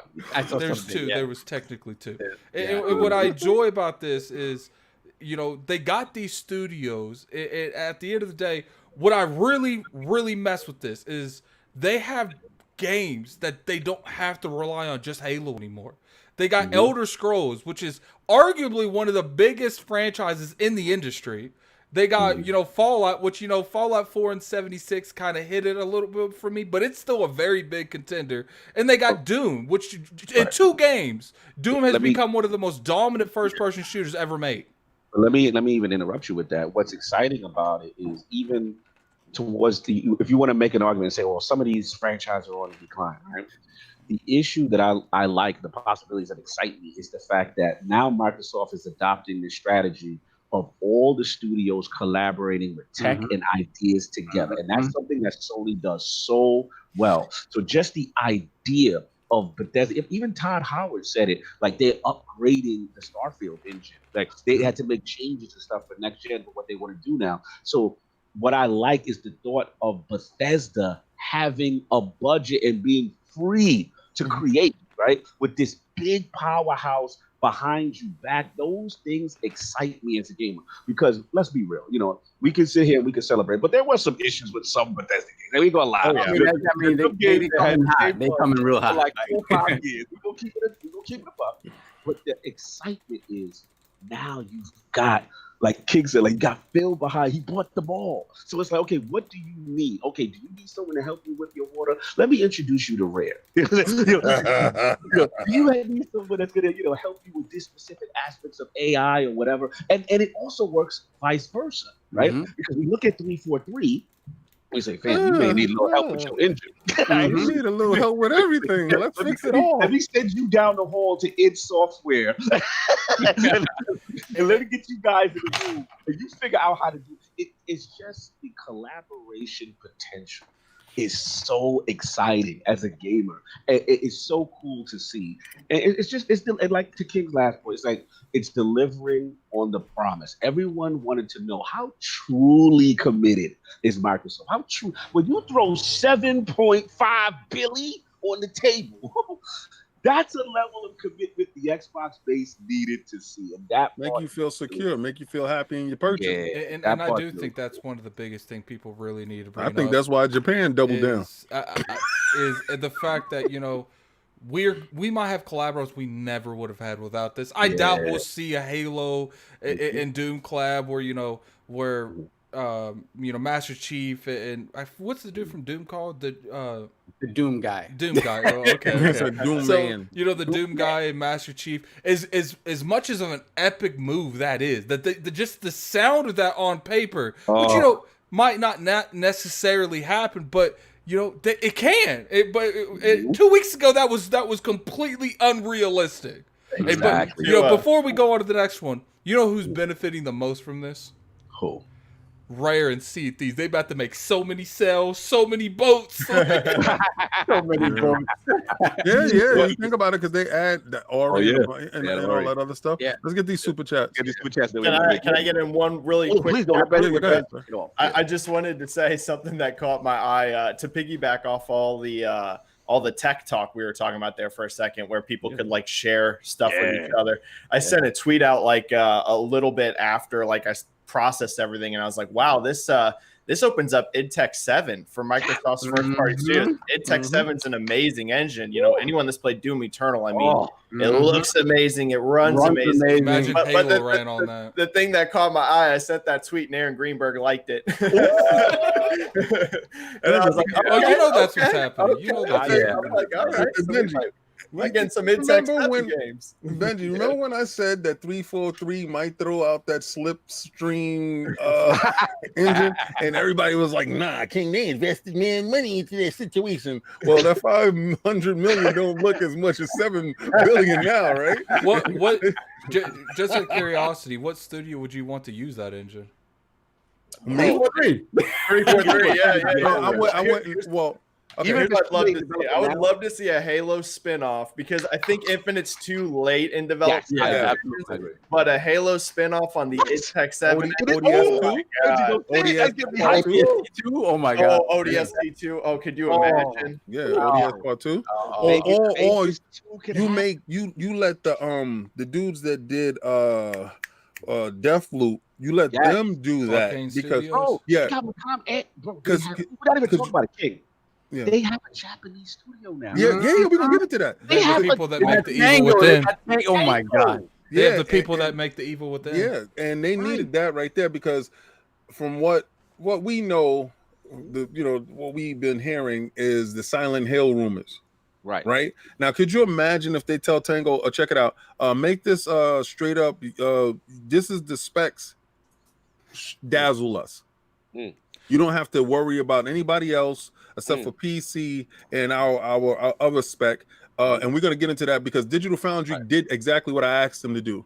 You have been exposed, brothers, and I'm going to get into that. You have been exposed. You have been exposed. I'm going to get you so bad today. You have been exposed. But one last the lowest spec, but this is let's shoot for the stars here. And I think because I like the Evil Within, and I think that's something that can go against Silent Hill. And two was amazing. Yes, amazing. And also, I want to shout out. I did not get that I love is Alpha Dog, because I know they do a lot of mobile first party stuff, but and stuff is. Are they the people that make Fallout Shelter? Yes, and the thing about them though is you got to remember, because we have to remember the xCloud play here, right? And when you have studios with that mobile experience, right, and you're going to put a lot of these games in Game Pass, a lot of these games in regions where Xbox consoles are not traditionally going to be, this is the play. Game Pass, xCloud, PC, and the Xbox ecosystem. Mm-hmm. And having a studio with that level of experience and resources to help in that transition is truly helpful for, again, the broader vision, the long game of an xCloud and stuff like that. So I just wanted to point, I know they didn't get a lot of love, but I wanted to shout them out as well. No, absolutely. I think one thing that can't be understated, besides the amount of money that they spent, is the fact that this is not just Xbox investing in gaming. This is Satya investing in gaming. Yeah. This is Satya telling you that at the core of Microsoft's thinking moving forward is gaming. Right, yes. Whether it be cloud, whether it be whatever the case may be, we'll talk about it in a second with the cloud and stuff like that. But I think well, never mind. I'll bring this up when we talk about specifically what we're going to talk about. Super chats are next up. Let me get these super chats and then we'll transition. Hold on one second. So let me first start off with a new member of the realm. Shout out to Nelson Nieves. Nelson, welcome to the realm, brother. Throw the horns in there for the brother. Throw the horns in there. Throw the crest in the chat. Let me add this other super chat. We have a bunch of super chats. Give me one moment. I will scroll back up. All good. We got a ton too. Yeah. Okay, so first off, we got Jay Riddy, Godson, with the $5 super chat. Beat stops. Hey King, shout out to Game Pass. Let me clear my throat.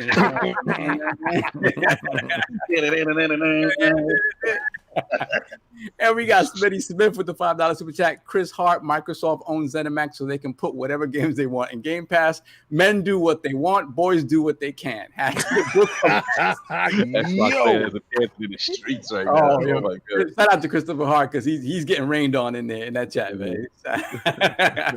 Then we have Squirrely Dan with the $2 super chat.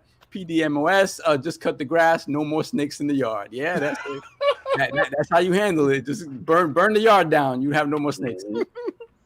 Then we have Avis Plus Productions with the $2 super chat. Demon Souls 1440p, 60 frames per second. So Series S worthy. # Digital Foundry. Yo, I'm going to get into that.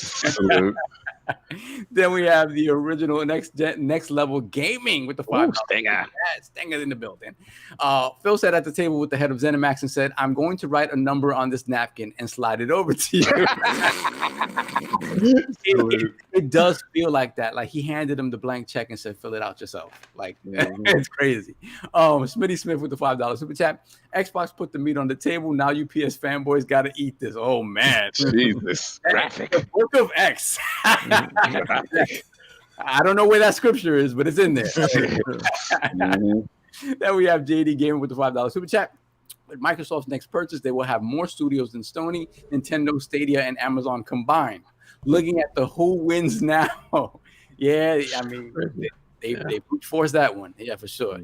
Then we have J-Dub is a shill with the $5 super chat.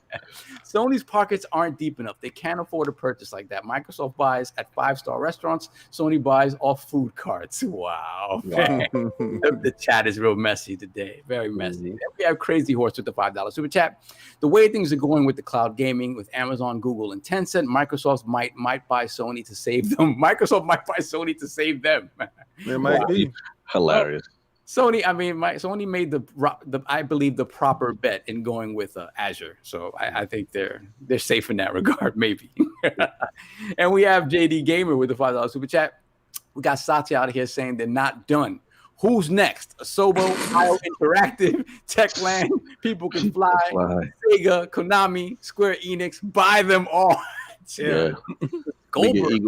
Yeah, he got it. Eagles fan 76. File out some chat. People want Microsoft to Sega or Capcom. Can anyone explain how hard it is for companies outside of Japan to buy a Japanese company? Yeah, it is. There's some extra loopholes involved. First of all, you need to have residence, right? So and it has to be over a period of time. I think that ZeniMax deal, being that Tango is there, and they had their residence there. That can extend to purchasing certain stuff that's there. So if you purchased a building inside Japan over the last couple of years where Phil was at least 2 years ago, I don't think that extends over that period of time. But if Tango has been there for a longer period of time, you can purchase through proxy through Tango to get to Sega. It's like Tango goes to buy something. Now, I know that we're owned by Microsoft, but we're that's our property. Tango, we know you ain't. We know this is going to Microsoft. Stop trying to play us. Like, I have access to the checkbook. That's all I'm saying. We have Anchorman with the $2 super chat. God Howard yet again found another way to sell Skyrim. Skyrim coming to toasters everywhere. Just look out for it. I'm so happy for Anchor because he was so angry with Bethesda. Come back into the fold. That was dope. Yeah, absolutely. Then we have JD Gamer with the $2 super chat. Oh, and I think Microsoft will eventually get WB2. Wow. I mean, hey, once all these Batman games come out and Harry Potter comes out, who knows? We'll see. Then we have Stitch with the $5 super chat. Time question.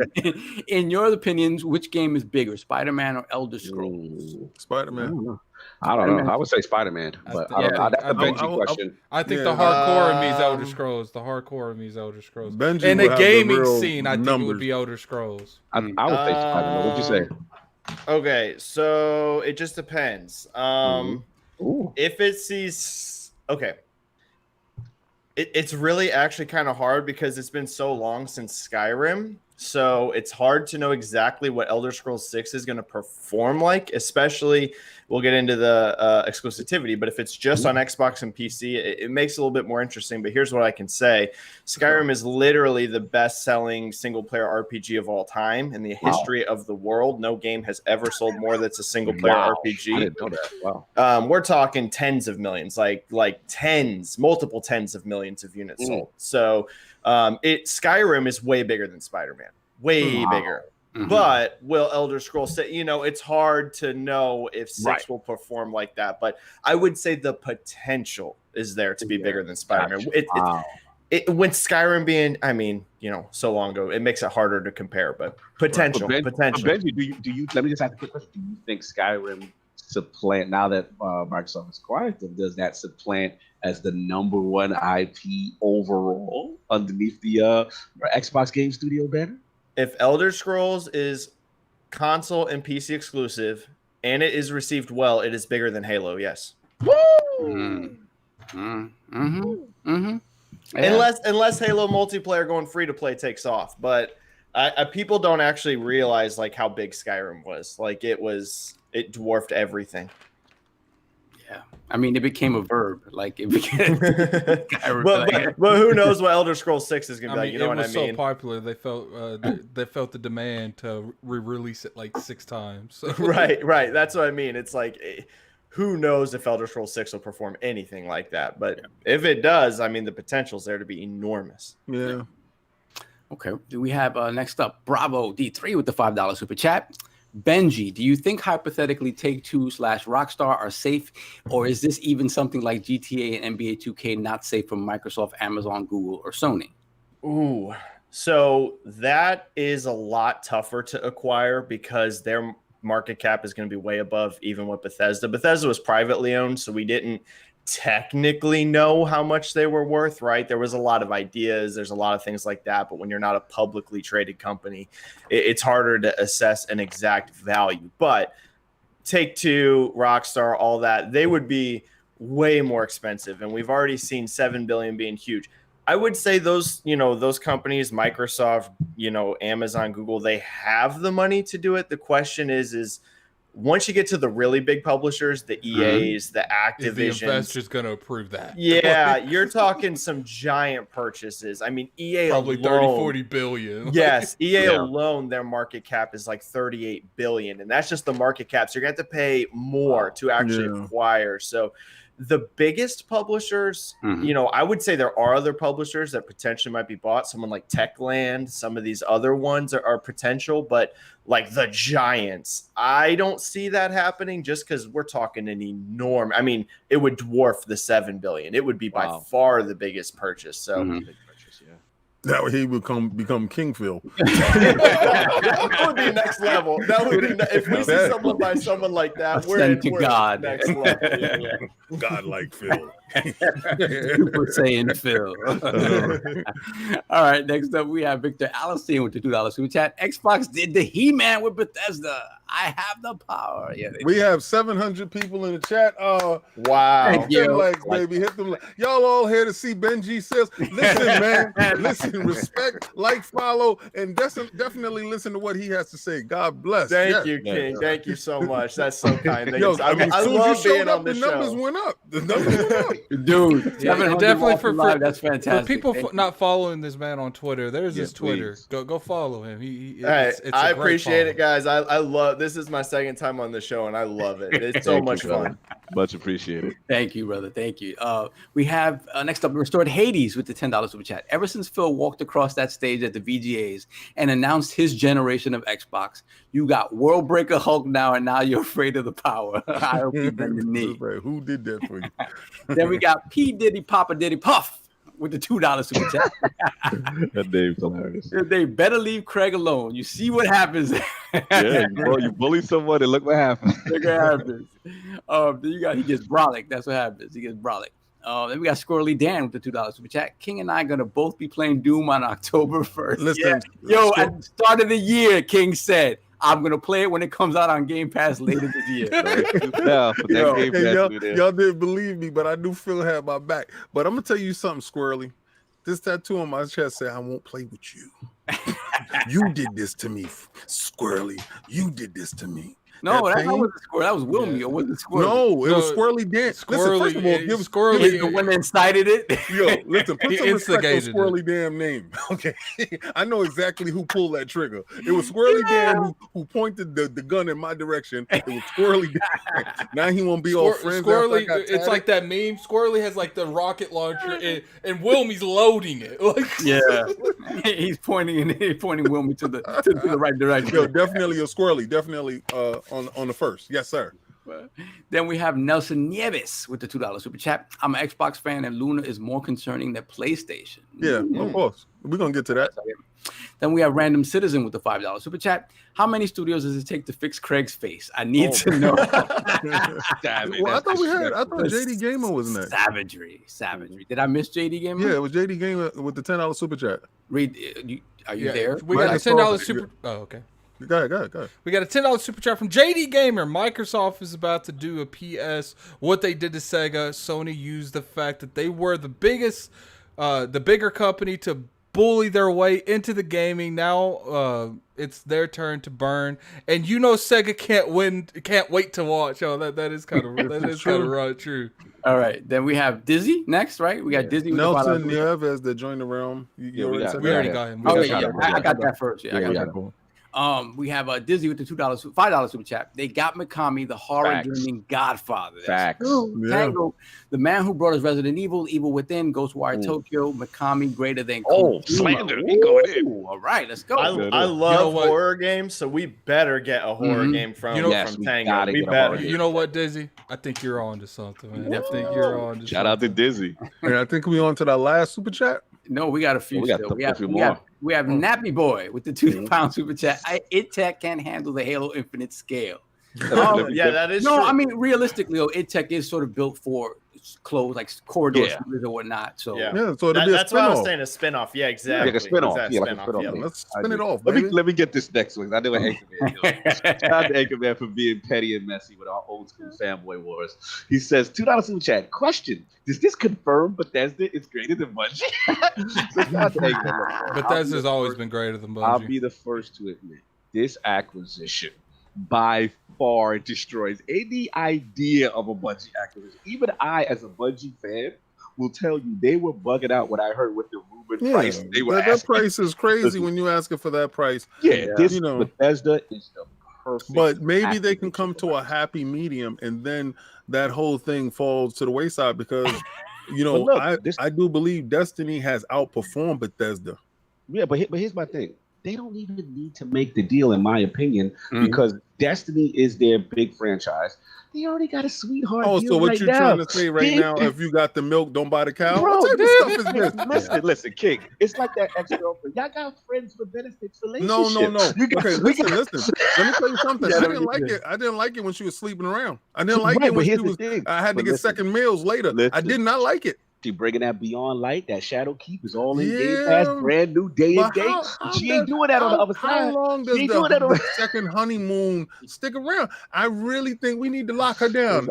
She really needs to get that bracelet. She asked for a house and a Rolls Royce, and we don't need to put a ring on that right now. I'm sorry, man. I think we should, and I really think it'd be a huge mistake if they next game, because they have proven by any company. They have proven they can switch lanes and be super successful in the next lane as they was in the first. They started that Halo and they made something as equally. Time. Bring the price down. He said, "Shut up, time." Bugging out. Continue. Hold on a second. That was that. I got it. Yeah. Wait, say that louder. Wilbo Gaggins. Five Australian, I'm assuming. Australian dollars, yeah. Just added 3 of my top 10 studios: Arcane ID and Bethesda. Wow. Machine Games, honorable mention. Instantly fixed the just one. Yo, salute. He shouted out my just one. Yo, salute, Wilbo. Yep. You know what I mean? They definitely answered that. You fixed your problem. They still didn't. They still haven't shown us the third person over the shoulder action game per se, but in terms of quality from AAA, yes, they solved that problem. I don't even need that third person stuff anymore, man. I got Elder Scrolls, man. I don't care, because in Addict's world, I'm the mayor. All right, I don't care. Let's move on. We have Pixel Bit G with the $2 super chat. Sony took an arrow to the knee. Oh wow.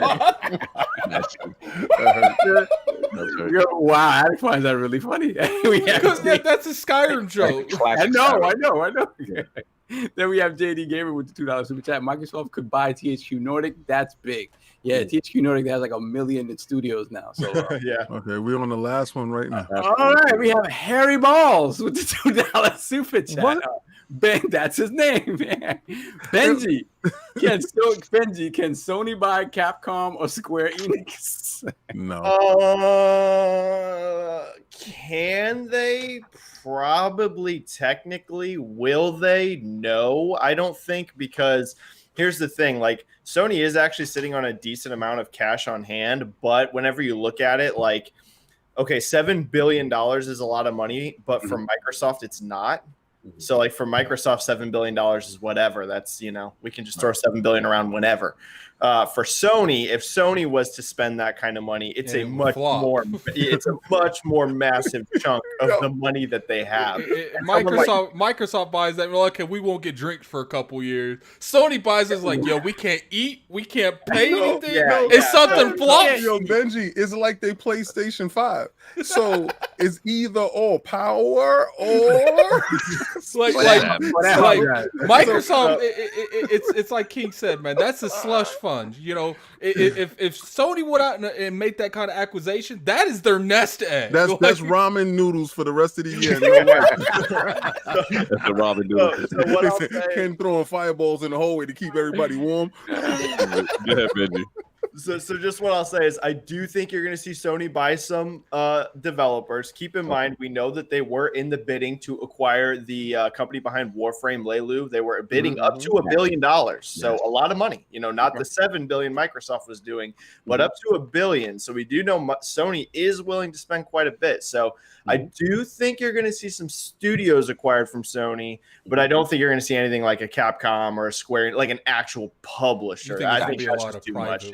Yeah, that's kind of out of the league. Yeah. We got to catch up now. Okay, then we got Michael, aka Best Finance, to bad Amazon and Google So to battle, Amazon and Google, Sony needs to team up with Microsoft. They have no choice. Personally, I don't care what Sony does, but they need to figure it out honestly. Okay. I don't think Microsoft needs to team up with anyone, but we got a $5 super chat from BitCloud Gaming. Salute to the Iron Lords. We got a £5 super chat from Simon Brady. CD Projekt Red acquisition next. Cyberpunk to Game Pass, then that'll be game over, man. Game over. I told you when he went to Poland. Time. We got a $10 super chat from One Bad Mother. It may have cost Microsoft $7.5 billion, but for the price of the super chat, you can have all of it.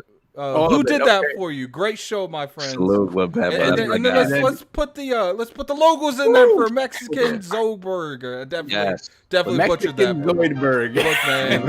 It is what it is. I messed it up. We know that. Let's move on. All right, we have finally caught up. All right. So now that we've all talked about where we were, how we felt initially, the big question that kind of was circulated around the entire internet the entire week. What does this mean for those IP? Traditionally, third-party IPs are all over the place. Now they belong to Microsoft. There have been arguments on both sides of the fence for this one. So what do we think? Where are these IP going? Are they going to stay exclusive to Microsoft and PC? Or is Phil saying case-by-case basis really a case-by-case basis? Or does that just apply to the two games that are already exclusive to PlayStation for a short amount of time? What do you guys think? Let's start off with Lord Benji. Okay, so when the news very first broke, I'm saying like the very first couple hours, I thought, okay, maybe the biggest, maybe Fallout, maybe Elder Scrolls stay multi-platform. Now just wait. I'm gonna finish. When the news very first broke, and I've seen his switch live on Twitter. yeah, it did. I switched. Okay, so I was thinking, okay, maybe the very biggest they'll keep multi-platform just to maximize sales, but anything from like Arcane's going to be exclusive, anything from id's going to be exclusive, anything. That was my very first original thought. But then the more I sat down and thought about it, the more I kind of looked at what Microsoft's vision is. I do not believe so anymore. No, I think Fallout and Elder Scrolls will only be on Xbox platforms and PC. I think basically everything will be outside of possibly games as a service games. So if they do like some multiplayer type stuff, if they do like another, I'm not expecting another Fallout 76, but you know what I mean? That type of game would not necessarily shock me to see that go multi-platform, but I think the vast majority of this stuff is going to be Xbox and PC only, including Elder Scrolls, because here's the thing, right? Microsoft's vision for the future is about ecosystem. That doesn't mean they're throwing away consoles. It doesn't mean they're like, hey, we're out of the console business. It's only about Game Pass. No, but they do want you in their ecosystem. And if you put Elder Scrolls on PlayStation 5, you are not getting anyone in your ecosystem. Yes, you're making the quick buck. You are selling that game on the platform. Money. Exactly. You're going to get some upfront money, but you're not bringing them into Game Pass. You're not bringing them into xCloud. You're not bringing them into Xbox Live. You're not doing any of that. And so, yes, I think this is all about building the future of their, company. And I don't think these games are going to PlayStation at all. I really don't. I really don't. Because you know how many subs to Game Pass just Bethesda is going to bring in? Yes. No. So question, Benji. So you know right now, that right now they're playing nice with Steam, right? Do you think that continues? Or do you think by, again, like you said, continuing to improve the value of Game Pass, eventually it's like, no, you need Game Pass on PC to play these games?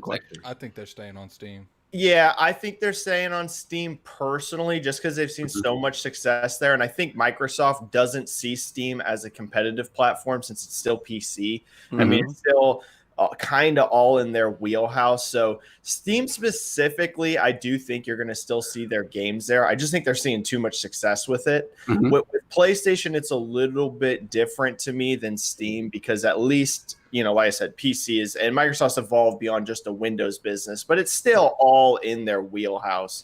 Whereas PlayStation, put it this way, if Sony allowed Game Pass on PlayStation 5, I think you would see these games on PlayStation 5. Oh, for sure. But it would only be through Game Pass. I think you would absolutely see it, but Sony ain't ever gonna agree to that. Because that would low key. That would be admitting that they win. Like, that would low key be like, okay, if this is the only way to get these games on our platform, we're doing it. And that they ain't doing that. Like, the number Jim Dance Moves Ryan is capable of anything. No, he's got a new nickname now, King. He's got a new nickname. His new nickname is Lion Ryan. Lion. It sounds like a garbage pail kid. What would you saying, Benji? What'd you say? My last statement on it would just be, I just don't see why you would spend $7 billion to put games on the platform.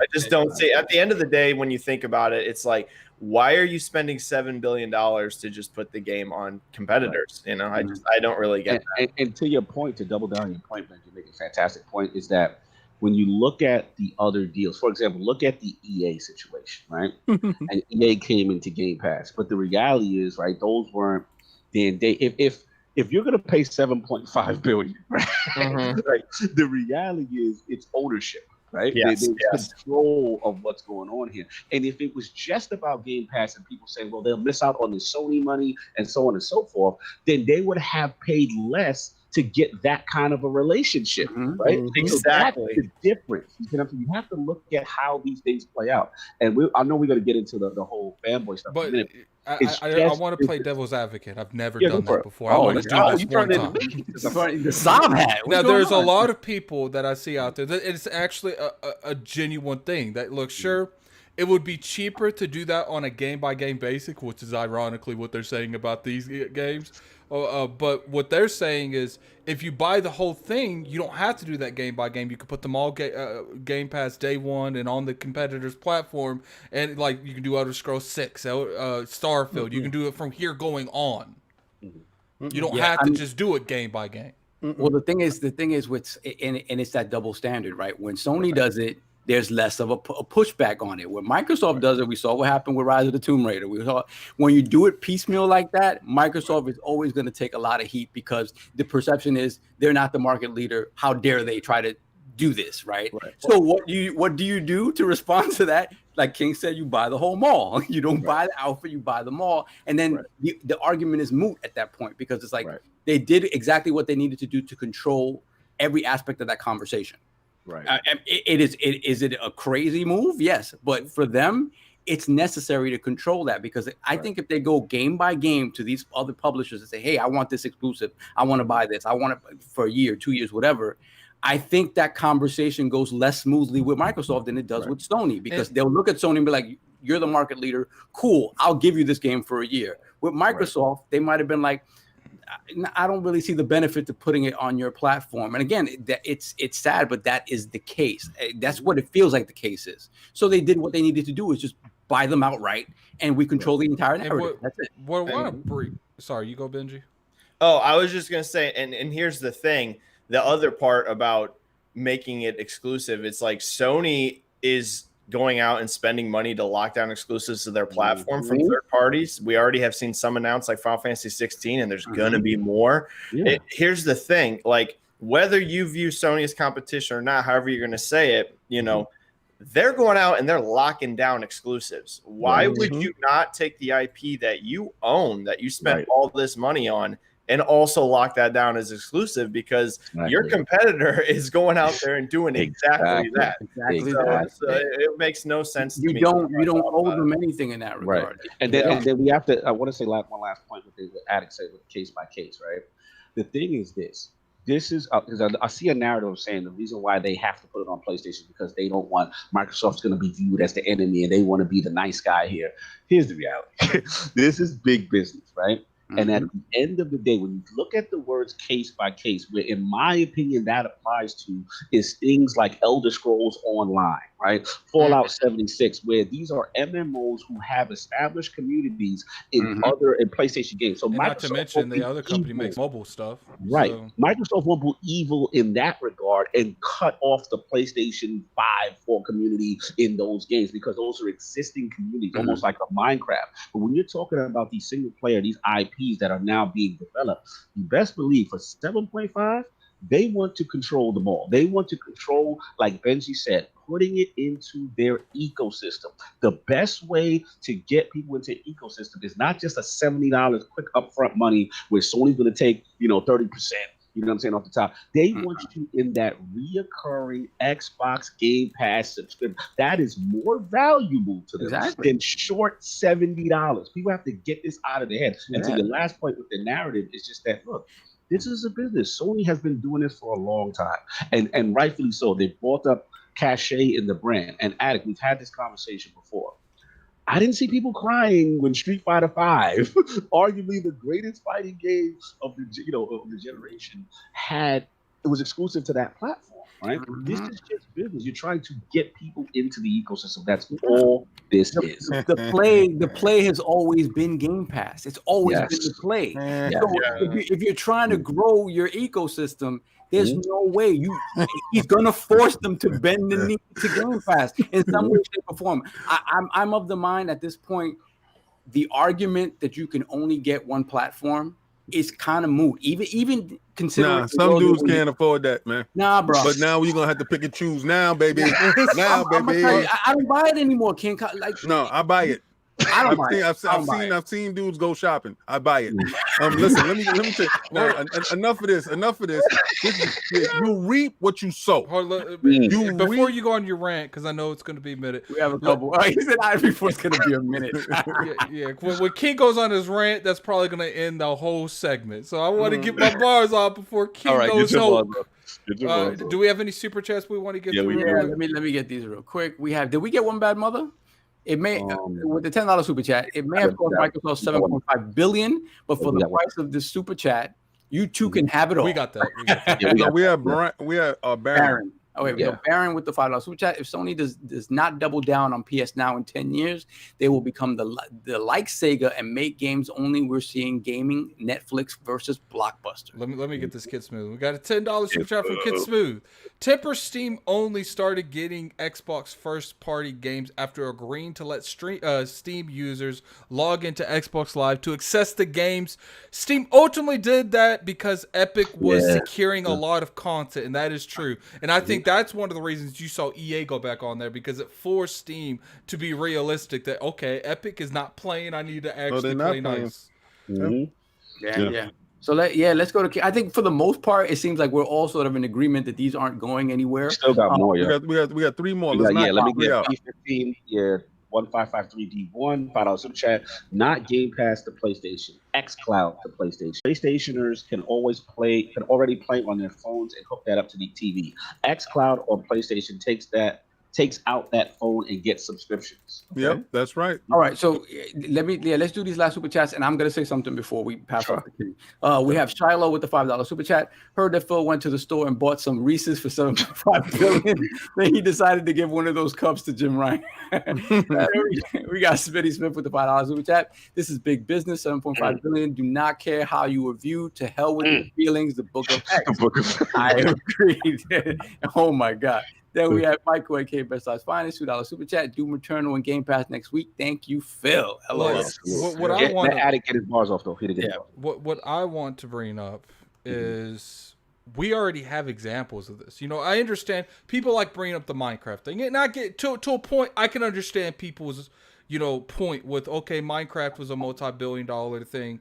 Then that's why that is multiplayer. I don't think that was it. I think that Minecraft wasn't bought for gaming at all. Minecraft was bought for, selling toys, licensing out the movies. Obviously, it was bought for games too, but it was mainly bought for everything else in general and not just gaming. It felt like it was a corporate move more than a gaming move.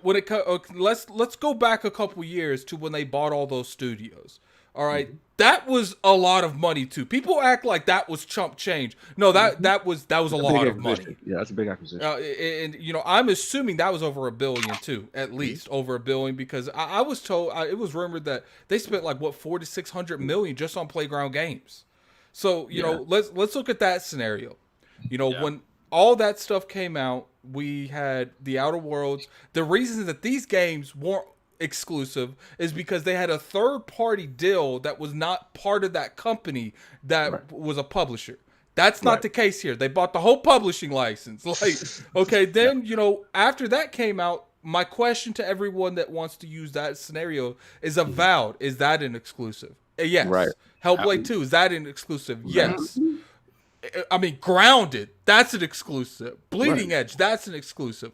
My question, and the thing I want to point out is, do you guys think that 2 years ago, they made this investment and these games are exclusive? Do you think just because they spent a few $1 billion more that to me, Hellblade 2, if that was the vision, if they wanted companies just to make it day one on Game Pass, those games would be coming to PlayStation. Those games would be coming to PlayStation. Yeah. Exactly. Like, and that's what shows you that the play was always Game Pass. If a couple years, I don't think that the visions change like that. I think the vision back then was we're buying these studios to make our ecosystem, because regardless, you know, a lot of people say, oh, you know, Xbox doesn't care about the consoles anymore. They care about them. It's just not the focus anymore.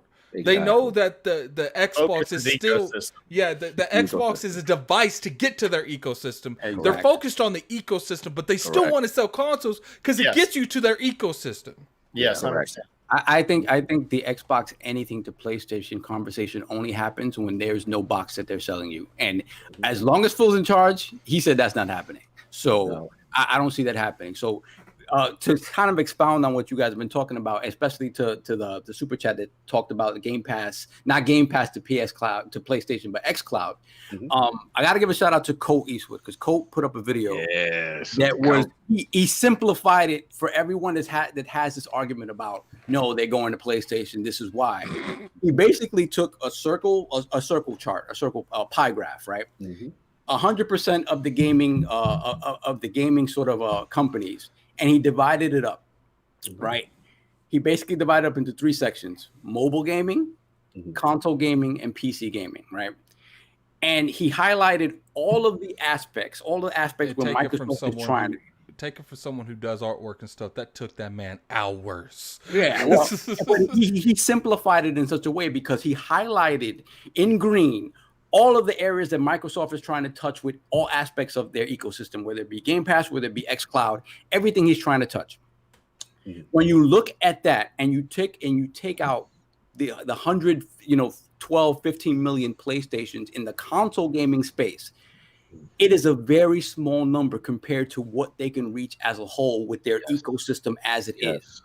It doesn't make sense for them to have spent this amount of money. It's just logistics.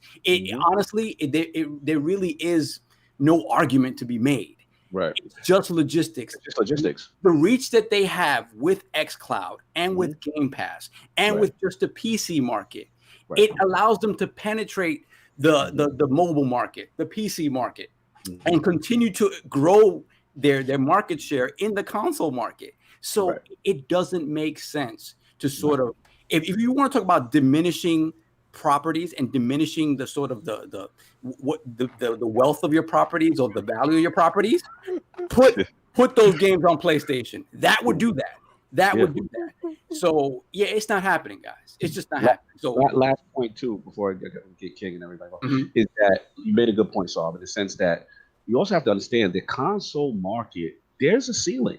There's a certain ceiling that at that point you're not going to exceed it, right? It's I don't know whether it's because it's mobile phones, whatever, but it has shown that there's a certain number. And every year, more and more people head towards the mobile market. Right. So basically, when the console generation starts, it's these companies fighting for that share of that ceiling, right? Now, when you throw in PC and then you throw in the mobile market, now you're expanding upon that. And that's where the Game Pass play comes in. That's where the xCloud stuff comes in. You know what I'm saying? Because that is what they're ultimately trying to do. Again, we have to stop. We're so used to the consoles driving our mentality and the old way of thinking. That's the Sony way? Well, that's the Sony way, right? That's their business model. I'm just telling you how Microsoft's thinking. You just said the old way, and I was just clarifying for the public, for the TCL users. I'm just letting you know that he was talking about the Sony way. Oh, and by the way, I'm no longer the TCL ambassador. We won't go into why, but I'm no longer the TCL. We knew that.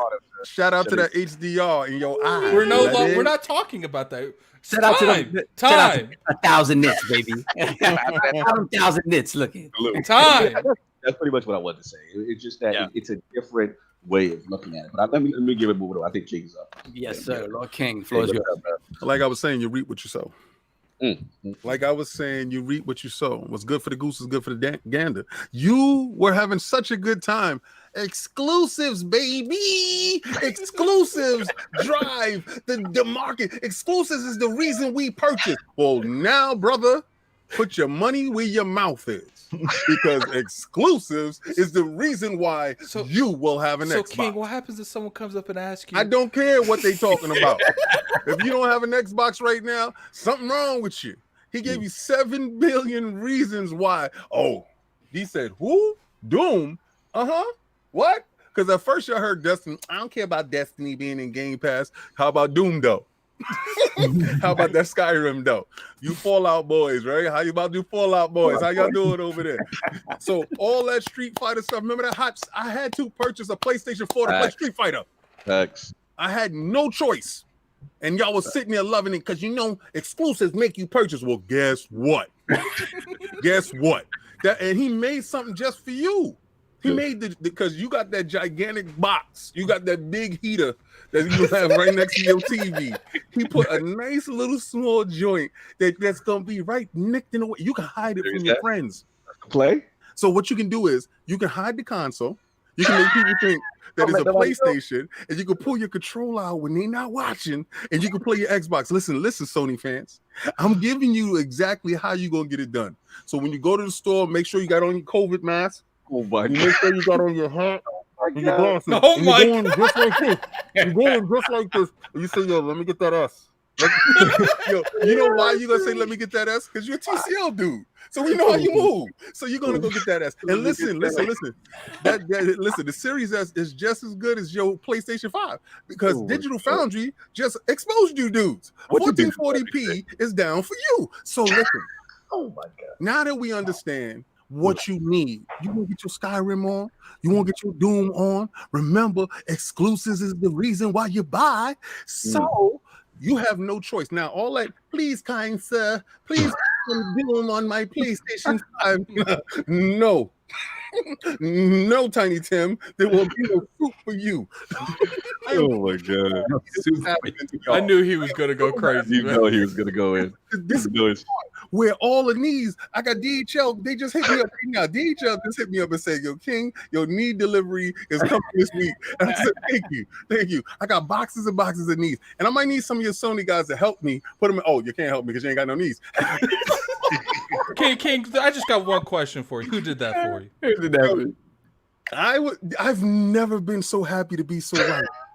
I've never been so happy to be so right because I'm watching all this squirm and wiggle and cry because you got to get out an extra $325 out of your pocket because you're going to buy the S. You ain't going to buy the X, right? So, you don't want to be a super fan, so you have to buy that S. And I am so happy he did that to you. I will say this, King. He did it.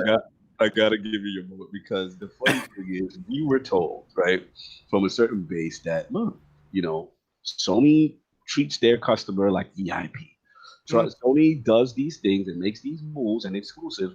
And in defense of the Xbox base, there were no tears shed for them when these games were exclusive. And we had to go get a PlayStation. That was it. At the end of the day, when I wanted to play Street Fighter 5, I had to get a PlayStation. When I wanted to play Final Fantasy 7, I had to get a PlayStation. I literally just bought a PlayStation to play Final Fantasy 7. So if you're truly a gamer, you're going to go and purchase. And you know what, Cognito? Yeah. I want to play Demon's Souls. Guess what I got to do? I gotta go get it. Exactly. It just comes down to being a gamer again, and this is the funny part of it. And you know what this is, King Incognito? This is just a bunch of people talking about games they didn't care about. So they didn't care if they had to go get a console. But when you take something for ransom, he's like, "Yo, I got that Doom. I got the Doom in the back. You gonna pay that money?" They're like, I want it to be known. I want every time a PlayStation owner goes to buy a Series S, and when you're in GameStop, when you're in Best Buy, wherever you are, and they yo, let me get an S. Bring that over here. I want them to do it nice and loud, and I want when your credit card to go in, swipe card don't work right there. They be like, "Oh, hold on. Hold on, we gotta wipe this. You having a problem, sir? No. Oh my God! I want everybody to acknowledge you. You have crossed picket lines. They give you a nice little Xbox scarf or a hat, something to identify you with your new purchase and the fact that you are here with us. Thank you. I'm so happy to have you with us. Thank you. Yo, it's like, what did I say last? Hey, Benji, sorry, I'm just saying, Benji, if you have something you have to do, man, feel free to tell us at any time. Oh, I have to be at work at 2:30, but I mean, I got time. I just wanted you to know that. Yeah, I'm good. Not that we can get Benji ransom. Yeah, exactly. The Lords are like, get Benji out of here. No. Oh my! Just tell the man, if you got something you have to do, you always act like I'm sitting here giving people information. But you ask him that before we go live. I know, but he was looking at his phone, so I thought he was looking at a clock. To be fair, he wasn't. That I'm gonna be on the Iron Lords, and they probably text him like, "Oh my God, he said that." That's what he probably. The last time he was on, he's like, "Next time I'll be on with you guys, I'm gonna rock with you guys the whole time." I mean, like I said, we're respectful of Benji's stuff, but continue. Absolutely. So, listen, didn't I say last week these companies are liars? They're all liars. They lied to you. They told you. Listen, Jim Ryan was like, "We believe in generations." Now you don't. No, you don't. Phil Spencer said, first party exclusives aren't necessarily as important as they, as people make them out to be. Yes, they are. Yes, they are. He just gave you 7.5 billion reasons why they are. They're liars. They're all liars to you. That's why the allegiance to any box per se is foolishness. Like Cog said, be a gamer. You're a gamer. Yo, I got to shout out 108, man, because 108 is always out there, and Forte, always out there touting this message. Game. If you come out here and you haven't, and that's why I told King, that's why I was saying King, I don't buy that argument anymore that you can only get one platform. There's ways around it now. There's, even if you can't get the I've never bought that. These people have access. It's emotions. They're getting emotions attached. That's what it is. It's emotions. And tribalism. Yeah, it's tribalism. And that's a game. This is why I don't buy his argument. I literally sat there while a guy came online. One person's going to be a whole demographic. He brought all, and this person could be everybody in every state, someplace. I know every line at GameStop had one of these dudes. He brought all his video games, and he had it in the bag. And this is it. I got to trade it in so I could put the down payment on my system, whatever the system is. I don't know what he was coming to get. He could have been on the Xbox line trying to get a PlayStation, save they're available, and put my money up. Not everybody has the same wallet as you. No, that is true. Right? And people go into. I don't buy it. No, he's right. Some of these dudes. I agree with King. I make almost minimum wage, and I can get both. Of those. I don't buy it. I don't. There's sometimes at these holiday things you can come out of a GameStop or a Walmart for $200. It's emotions. These people sit there, they're buying their entire soul into a box, and they're like, "I'm not leaving. It's mine." Like I don't buy it. King, and I'm a follow up. Benji has the numbers. A lot of this is casual purchases. Yes, and these casual people choose one for a generation. That I agree with. The casual. And I may be wrong by saying he can't afford it, but it's not even about that. It's about the casual purchase. Those individuals go in, and their decision is based on, is Doom on that box? Yes. I'm not talking about the casual at all. I'm talking about the person that's having this. We're talking about the people on Twitter. We know that there's a lot of fraud. They all got the same thing. They all got everything. They lie to their fan base and they tell them, "Oh, I'm rocking with PlayStation all night long," and they actually going ghost on Xbox, invisible, playing their games. So I know who you are. I see you all the time, but I don't want you to lie to your fan base. I tell the truth. I got everything. I choose to play on Microsoft. I'm forced to play on Sony, and the window is getting smaller and smaller for you dudes. Look, at the end of the day, I'll just say this point. Attic, I know what you're saying. The income is there. People can get it, but what tends to happen is people tend to make an informed decision, right? And they say to themselves, "Look, all I'm going to be doing is this activity from a casual standpoint or this game. And they just say practically it just makes sense to get one. And then what they do, they see where their friends are going, and then they double down on that decision. And that's generally how it works. And that's all we're saying. So a lot of it comes down to people want to dig in and justify that singular purchase, and thus the tribalism and all that stuff stays in. But if you're a gamer, right, just like we are, when Ghost of Tsushima came out, I was picking up. Yeah, my Sony was already here, so I was good to go. You know what I'm saying? Like I had everything in place already, so that wherever these games go, I'm not going to be emotionally distraught, or because I can't get it because how dare they? You know, they should open the floodgates open and let me in. No, this is truly love that game. Go out to the platform. A great example. I love Final Fantasy games. And I'm sitting here on the Addict Show saying Sony should probably look into buying Square Enix. They got a good relationship. They could probably make that happen more than anything else.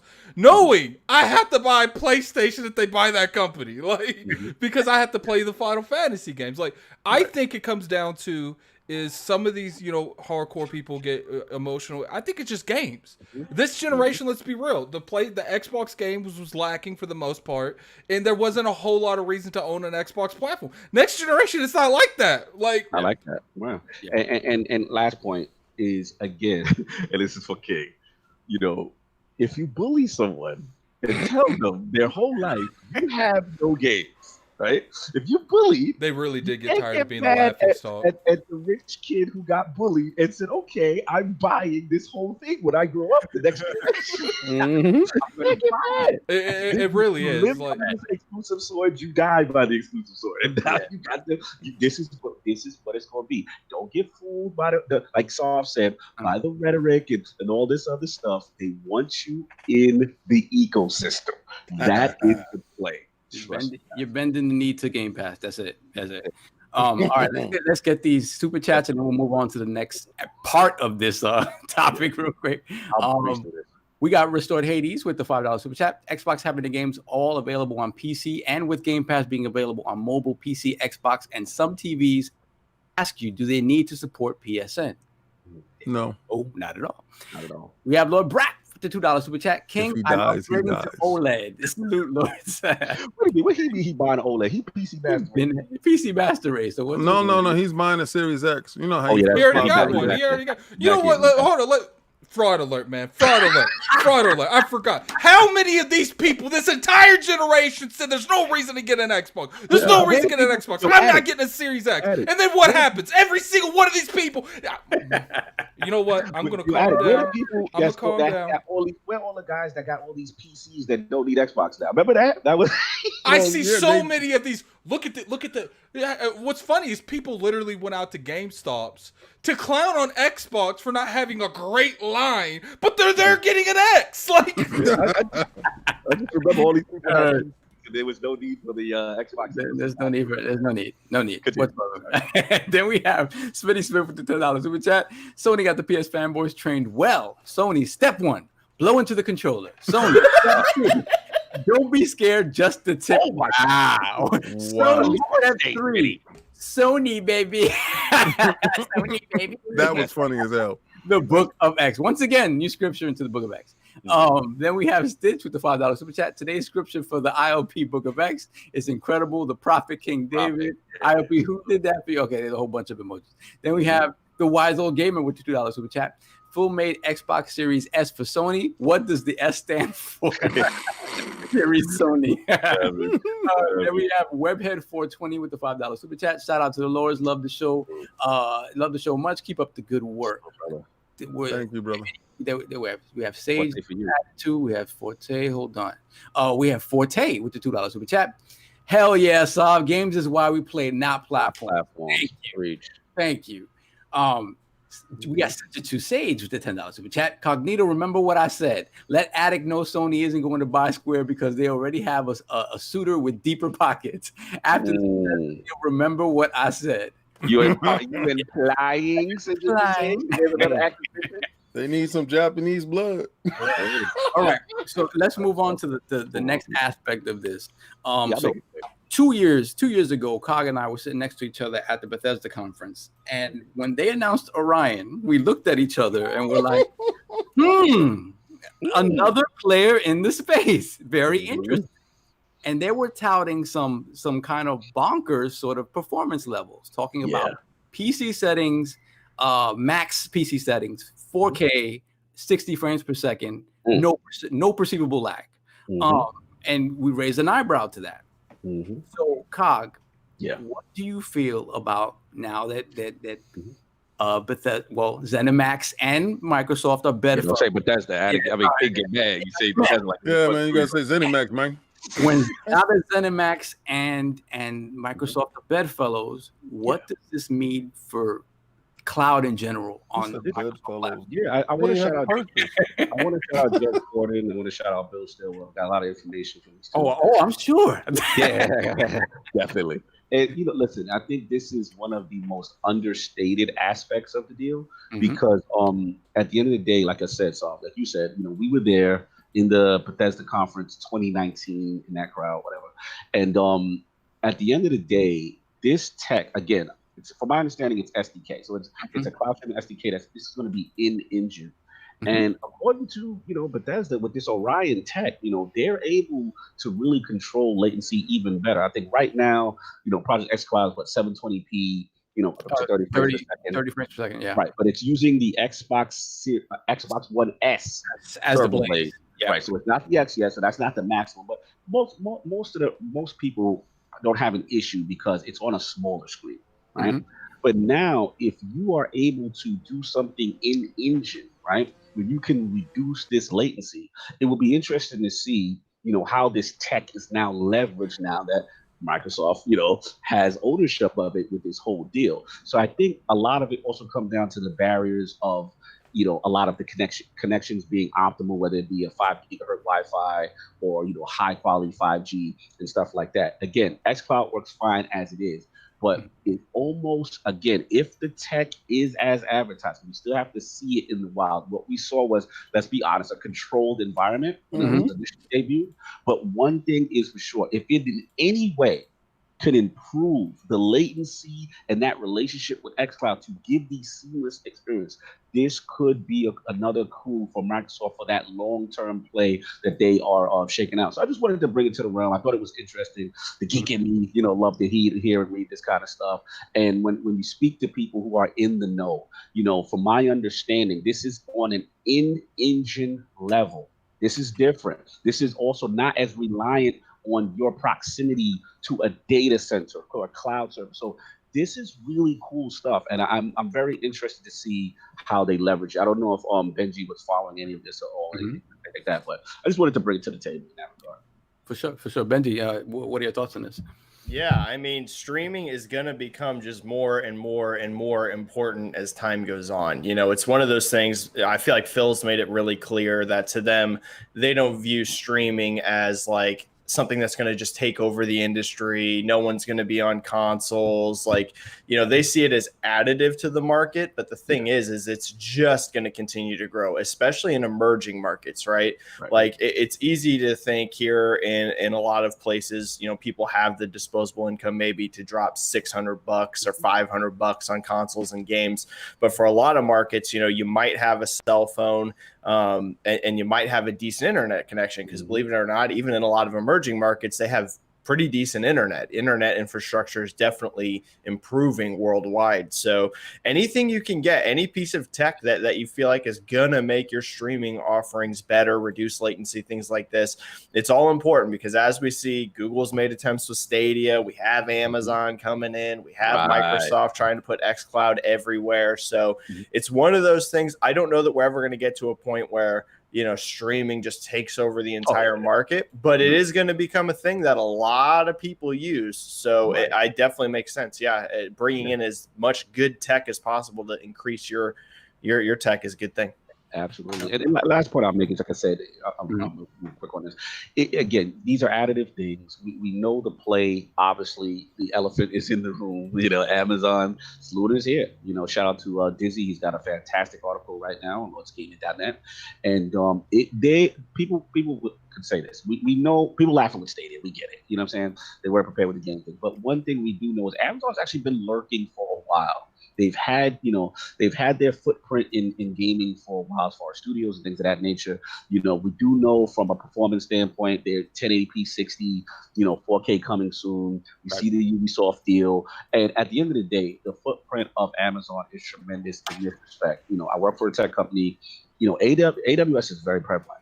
And also King will let you know, just people having access to like Amazon movies and music and not realizing it just because they have Prime for using it for shipping. These are all things that they use to penetrate the market. So into King's words, the White Walkers are here.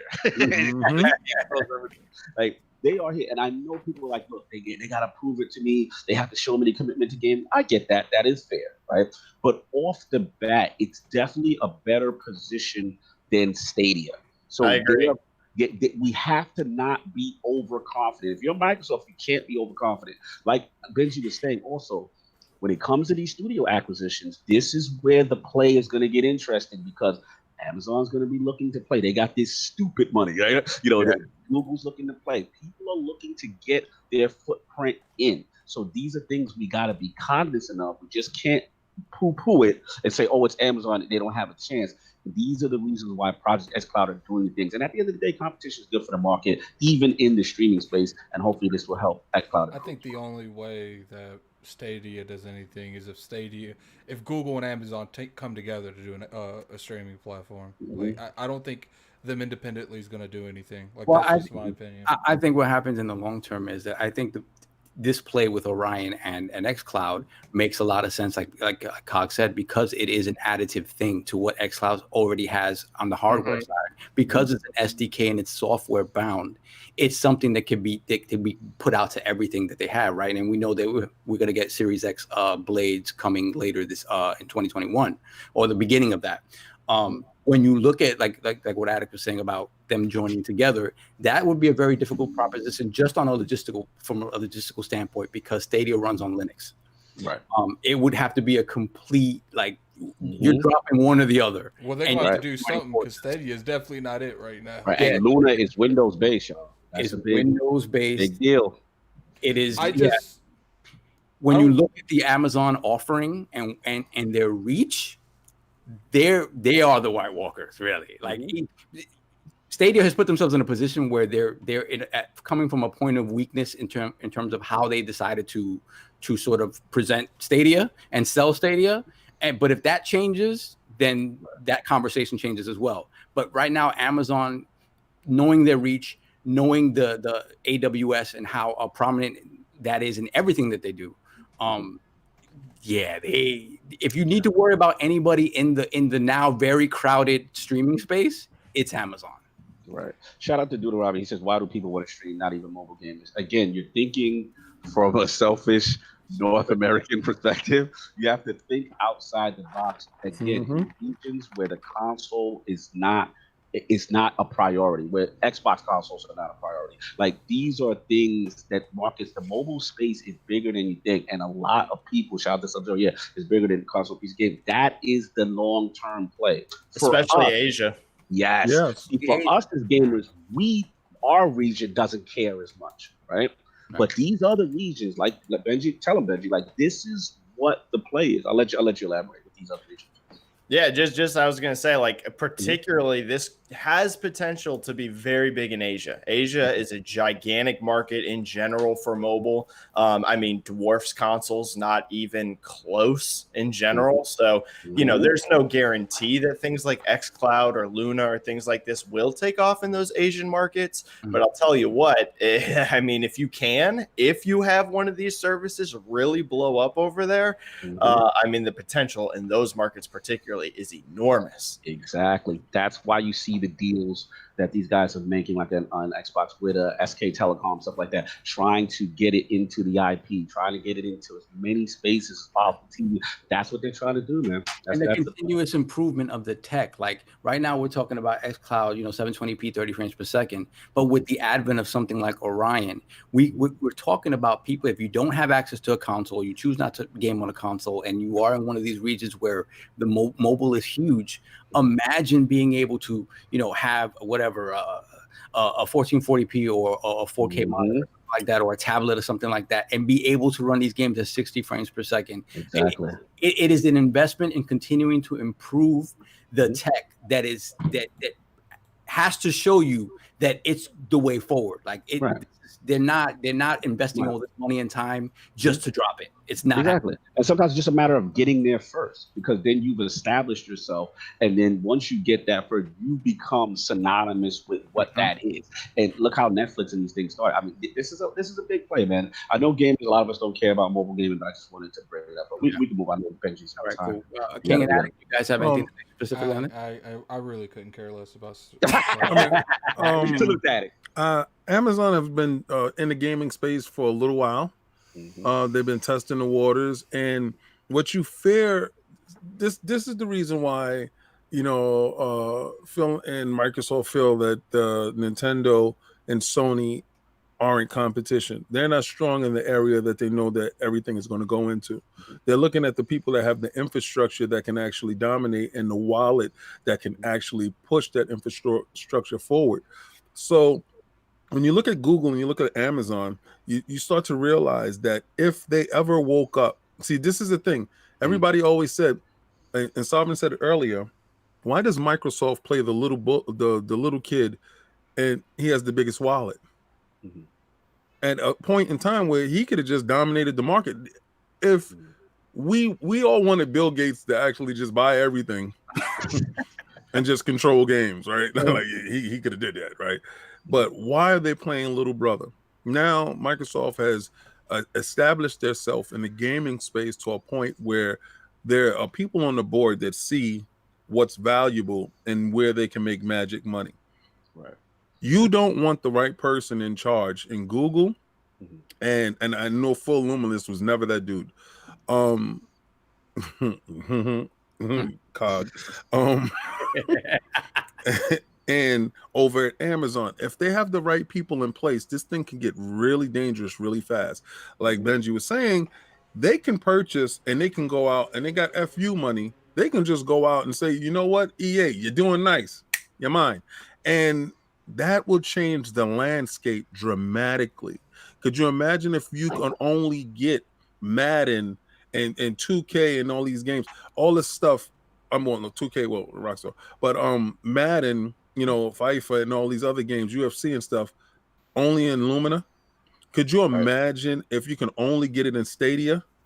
So this is the White Walkers. This is the real fight. The real fight is these giant companies that has the disposable income that can just come in and they can just wipe out a whole area, build a campus for their new studios. That's that type of money that I'm talking about. It's not just you purchasing these studios. They got town money where they can purchase a town, wipe it clean, and start with their whole studios there. So be very careful with what you're looking at, because it's not very easy to do that. When you go to Redmond, see, Cog is when you go to Redmond, how does it how did it look, Cog, when you got there? Y'all see Google's like campus. You see Redmond, Microsoft campus. These are campuses. They buy little sections of cities. And you got to really know who you're dealing with. So a lot of people think, oh, now Sony is rocking it. Sony is not buying no city. Out of control. Listen, I would just say, look, at the end of the day, it's investment. You know what I'm saying? And you got, if you want to make your mark there, you want to be dominant there, you got to put in the money, you got to put in the software, you got to cater to games and demographics that you are weak in. And with consoles, it's not to play there. It's I hope they don't wake up. Yeah. Yeah, you don't want to wake the sleeping giant. You don't. Exactly. Like, you got to be careful. You got to watch what you wish for sometimes, right? Because let's get this final one. Let's get these super chats real quick, and then we'll move on. XBL with the $10 super chat. I wish Phil would just say these games will be exclusive. Shut that ish down and don't give PS5 fanboys hope. Listen, they're riding the high right now. They don't how do you keep a fool in suspense? You think if the shoe was on the other foot, there would be any questions? No, there wouldn't be any questions. But you guys have to remember that the deal isn't it hasn't fully taken effect yet, right? So when that happens, we'll get definitive statements. Yeah, it is kind of funny that they're kind of talking around the subject, but but like I said, logistics will tell you that it doesn't make any sense that they would be doing any of that. I went back and I looked I searched everything with Aaron Greenberg, Phil Spencer, anyone you could think of in terms of Play 2. And I'm just saying real quick, like they didn't comment on them either. So like they left that completely mystery. The first time we knew that was definite exclusive is when they showed it at the VG. Let's breeze through these topics. Benji needs to get to work. Let's get these topics real quick. Webhead $5 with the $5 super chat. Do you guys think xCloud could blow up in popularity over in Japan, like Benji said? If you have the right games for them and the service is good, it could potentially blow up. Absolutely. So one more, Jonathan B, $5 super chat. Can anyone confirm where COG is at the moment? How do we know that he's in a studio in Microsoft building? He's in Microsoft building brokering deals. I can neither confirm or deny. You see, he did. Oh man! All right, so we've been sold. So real quick on these Xbox Series pre-orders. There were not a lot of them out there, right? So just get everybody's thoughts on how it went. Did you get yours? Did you not get yours? Let's talk about that. So let's start with Benji. Yeah, I got a Series X pre-order. I hate you. I'll tell you what, it was a nightmare. It was a nightmare to secure it, but I did manage to get one. So I do have my Series X pre-ordered. I'm pretty stoked about it. Yeah, in general, it doesn't look like there was much. It looks, at least as of now, that Sony had more consoles up for pre-order than Microsoft. So that will be interesting to see how that goes moving forward. This is just looking at like channels and stuff. This isn't, this isn't concrete. I'm not saying for sure I know that they had more, but all evidence points to that more PS5 consoles were available to pre-order than Xbox. So I am curious to see how their manufacturing is going and how many units they're going to have actually for launch, like in stores. I'm very curious to see how they compare, because we know that Sony has committed to more PS5s this holiday than there were PS4s at launch. So we know that they're going to have a pretty strong amount of inventory. I'm very curious to see what Microsoft's current plans are, because they haven't really given like an exact statement like we're going to have more Series X than we had Xbox Ones. I tend to think between X and S there will probably be more than there were ones on the market, but we don't know 100% sure what inventory looks like. Yeah, absolutely. What about Addict? How did you do? Seeing as you hate Benji now, I don't think you fared that. It's me. I'm sorry. My brother came here and asked me a bunch of dumb questions. I didn't get one, unfortunately. I didn't get one.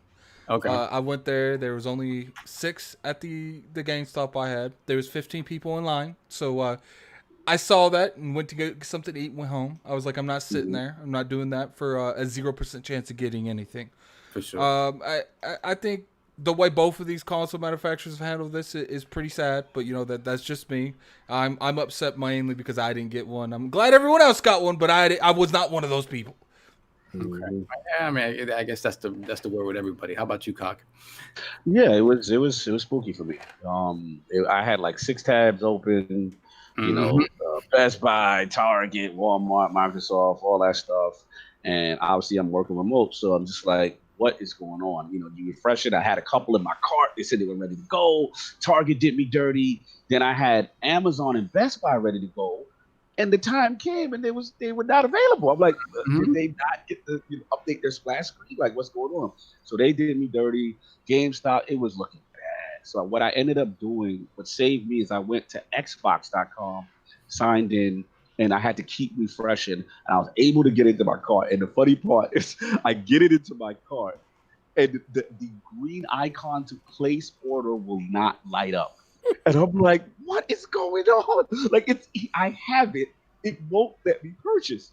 So I'm going crazy, and I had to re-look at the screen a couple times, and it looked like they had a bunch of addresses down for me because I guess being on Xbox Live, moving around all over the years, and I said, oh, and then I clicked the address, and then once I picked this address, then it lit up and it went through. So I was lucky, man. I was able to get an X, and shout out to Cole. I was able to help him get it as. Shout out to a couple of people who were really struggling. I was trying to give people links. Shout out to Wario64. There are a lot of people that are putting up, links and stuff, trying to really help people secure one because it was fierce out here in these streets. Mm-hmm. It was crazy. How about you, Kim? Okay, I got 3. I was out there hustling. I was on the GameStop line, and somebody. It's just a real quick story. Somebody tried to cut the line. After what? Hell no. Yeah, so wifey come up, and and she was coming up. I was like, "Yeah, taking off my bracelet, taking off my my chain." And I told her, I said, "If you try to take that paper, I'm gonna knock you out." Oh my God. So his brother and his girlfriend was in the front, his so-called brother and his girlfriend, and she was doing the talking because I told the dude, I said, you and your girl are secure. Y'all been here. Your boy showed up. I said, it's gonna be a point in time in this conversation. I'm not gonna say another word. And I gave my wife the phone and I said, yo, just press record. And I said, I want to hear somebody yell out World Star. I said, this is going to be the quickest thing that you've ever seen in your life. So the girl came out to take the orders, and the dude tried to, I said, if you touch that paper, I'm knocking you out. And at that point, she looked over and was like, yeah, you get off the line. You get away. You stand over at the side because you about to finish you off. She measured the situation, was like, nah. It's definitely a dirty situation. But I got an X and I got an S, and then I wind up getting another one from Amazon. But the orders look kind of weird. But I blame it on Taco Bell right now because Taco Bell apparently got a lot of winners and they got a lot of content. Yeah, I'm a little frustrated with that, to be honest with you. I got to go buy Taco Bell today. I'm gonna go eat Taco Bell. I haven't ate fast food in 2 weeks. Microsoft, you're the reason I'm going off my diet. I'm getting a salad. Shout out If I go to fast food, it's not for a salad. Got the kick for regulating fairness on pre-order lines. No, you're gonna respect the sanctity of the line. And you're gonna go. All right, time. The last point I'll say is, I'll finish up. I'll give it to you, Saul. Is that I think this was calculated. I mean, only from an urgency standpoint. Mm-hmm. I think the Bethesda announcement was calculated but actually hurt hardcore gamers because it brought so much of attention to Microsoft, such a fever pitch around the day before your pre-order. So now you got all these people here, and I just think PS fanboys talk about I gotta go get it next tomorrow. Exactly. That announcement was timed 100% on purpose. Thank you. 100%. Like that was such a shot in the arm to pre-order this console that I'm like, yo, I might not get this. This is looking spooky. But yeah, I'll let you finish. Yeah, for me, real quick, big shout out to first off Big Fat Eli and one of our followers. He was giving us a sort of heads up to go to the Microsoft store and stuff like that. So he helped us out a lot. Kaibatsu managed to get his to the Microsoft store. Shout out to Kaibatsu for doing the Lord's work. I was at work and my internet connection's in the bushes. So he was online with multiple tabs open trying to get it done. And once again, so he got his from the Microsoft store. I managed to get mine from Amazon. And the thing is, I thought I got in late to Amazon because I didn't realize that the pre-orders didn't go up. I just thought the site was dead. Like I was like, oh, the pre-orders must have been gone in a second. And I didn't realize that they just came, they went up late. So I kind of feel like I was at the front of the line then when it comes to that. So I did get the email of death. I hate you guys. I really do. I hate you. We'll see. Don't worry. You already we already got you. Exactly. I would have told you the early bird gets the worm. Make sure that you was up at 2:00 in the morning like the rest of us. Yo, it really did take 2 o'clock. Look at King acting like he was there at 2:00. No, I was there at 4. Yeah. Mm-hmm. I stood outside at 4:00. See, this is not new. This is time. Let's go. We gotta go, man. We gotta go. Let's close that up. Brings us to the end of our show for this week. Shout out to Lord Benji Sales for joining us for the entire podcast. Thank you. This gentleman, like we said the last time he was on the show, this gentleman, everything that he does in terms of industry analysis, he does on his own. He all the research, everything is on his own. He is by himself. What he does is absolutely amazing. You need to give this man a follow on Twitter and on YouTube. I've never seen a single person put so much hard work into sort of creating a space for himself in a space where there's already established people. It is absolutely fantastic what you're doing. And thank you so much for joining us again, man. Appreciate it. Thank you so much. I really appreciate the kind words. I have been working really hard, so I really appreciate it. I've been hustling as hard as I can. I do a lot of work into it, and like you said, I'm completely solo on it. So thank you so much. I've been seeing those live viewers and stuff, and your chat go up. It's been increasing. I really appreciate it. I really appreciate it. Thank you, everyone. Fantastic, brother. It's always a pleasure. We're honored to always have you here to get your perspective.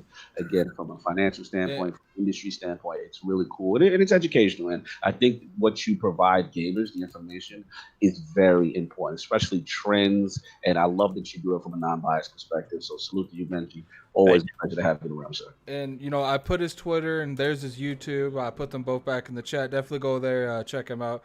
He's one of the, I don't really follow too many analytic guys, but I follow Benji. Absolutely. And Benji we trust. No, I was happy as hell. He was in for Combat Talk. That was where I was at. Yes. Don't get it twisted. He can play a mean guitar and beat your ass. Lord Addict, where can the people find you, sir? You can find me right after this podcast going to Taco Bell for that chance to get that Series X.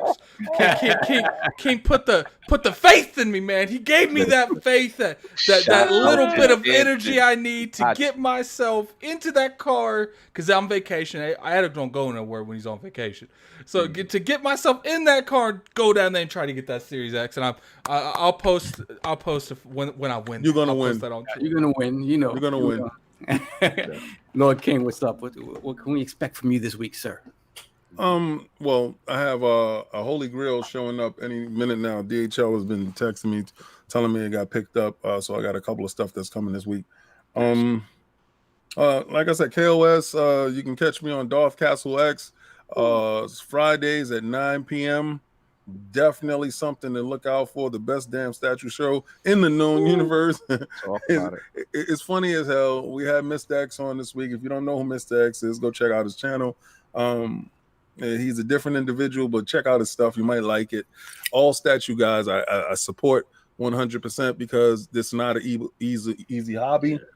Costs a hell of a lot of money, and there's a lot of heartbreak involved into it. Trust me when I tell you this, when you got to eat ramen noodles. But shout out to Benji for coming through, man. And he knows his combat stuff. Don't get it twisted because he was in acknowledgement for certain things, and he understands what a check left hook is. So be careful with this man. He'll kick you in your leg and check left hook you. Don't try to take his Series X from him on launch, right? What is it? He understands the bare naked choke. Yo, he knows about that bare naked choke. He has tactics well down back. He will give you analytics in your ears. He's putting you to sleep. You know the Xbox didn't sell well. So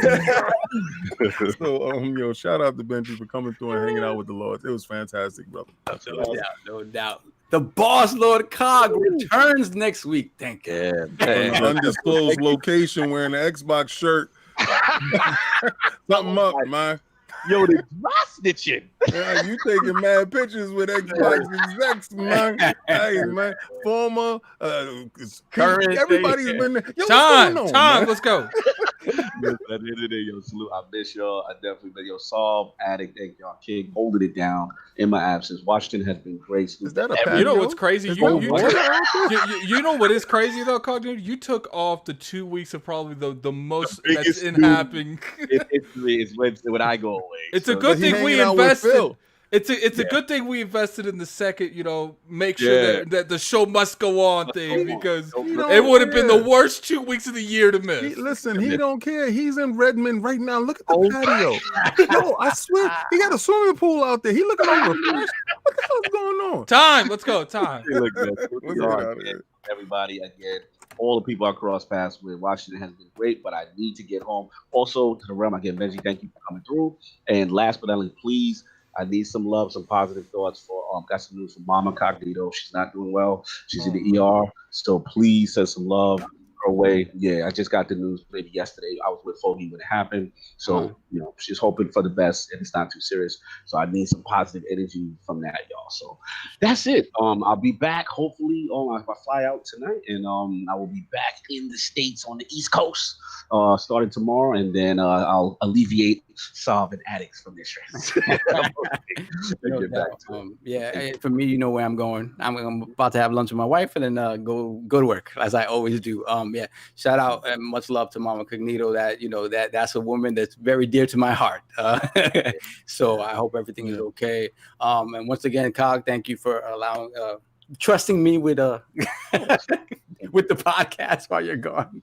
Although I despise doing this, but It's all out of his show, man. We got the Latin music going. We got our I know. You guys stay tuned for the Sovereign's Tinder commercial. Tinder commercial. All right, so let me get these last couple of super chats before we go. Yes. Gamer by Choice with the $10 super chat. I've been saying we should be afraid of big companies. Put all your favorite games behind services or hardware paywalls like Amazon buying Take-Two, Google buying Activision, etc. Yeah, I mean, that's a possibility. There's, like Benji said, there's going to be a shopping spree. Then we have Mariano Pompa with the $5 super chat. In one of your live streams, Benji, you touched on Game Pass numbers. What does ZeniMax deal do to Game Pass numbers? How many subscribers at the EOY? So they had 50% growth in less than 6 months, which is insane, right? They went from 10 million subs in April up to 15 million in September. So that's insane. It's almost around 1 million a month in terms of gains. I think that they will be by the end of the year at 20 million plus subscribers. Easy. Wow. That's fantastic. And we have some Richard Sage with the $5 super chat. I knew Cog's surroundings were different. He graduated from that platinum money to that Redmond money. He's probably getting a pedicure mid podcast. What's funny is I was gonna wear my platinum game shirt today. Then we have Random Citizen with the $5 super chat. Amazon fumbled the Xbox Series XS pre-orders and then released Luna the next day. They're playing dirty over there. Imagine that. Then we have The Medic with the $5 super chat. Shout out to the IOP Discord for helping me get my pre-order. Also, how Xbox keeps this acquisition quiet, but almost nothing else. Yeah, man. I think it was last minute. I do. I think the actual buy was last minute. You think, man? Because Dishonored 2 was going to leave Game Pass next month. Like, usually these deals take a while. Time myself though. Let's go. Okay, so these last couple of super chat, we have Gamers Play with a $5 super chat. What Microsoft owns, Sony doesn't get. That's what the Bethesda co-founder said during a recent interview. Okay, so that is that. Then we have Shastri with the $5 super chat. Lord Addict, checkout Target. X is up for pre-order. Okay, let's go. Let's all go do that.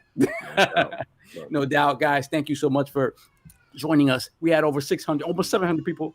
We had over 700. Over 700 people watching the show live today. That is absolutely amazing. Wow. Thank you, guys. We love you. We love the support we get. We come from 13. Yeah, 13 people. Yelling at our friends that didn't show up to be in here. Yeah, me cutting people off. Oh, you ain't watch? It's over. Don't hit my jack no more. It goes without saying that this is because of you guys every single week. So thank you so much. And we will see you next week. Peace. Hi, this is Lord Sovereign from the Iron Lord podcast. As you guys may recall, a few months back, King David OTW announced an amazing giveaway for the Xbox Series X. Well, I'm proud to announce that the Iron Lords podcast will once again be giving away another console at the end of this year. And that console will be a PlayStation 5. You heard correctly. So, how do you get in on this amazing giveaway? Let me explain. If you're already a member of the realm, you're good to go. If you support us either on Patreon or YouTube, you already have a ballot to win this amazing console. And if you support us on both platforms, you have 2 ballots to win this amazing console, as you also have 2 ballots to win an Xbox Series X. So, if you're not a member of the realm, what are you waiting for? Head on over to patreon.com, go to the Iron Lords Podcast Patreon page, become a member of the realm to get your chance to win a PlayStation 5. You can also join us on YouTube/Iron Lords Podcast. Become a member of the realm, and you will also have a ballot to win a PlayStation 5 console.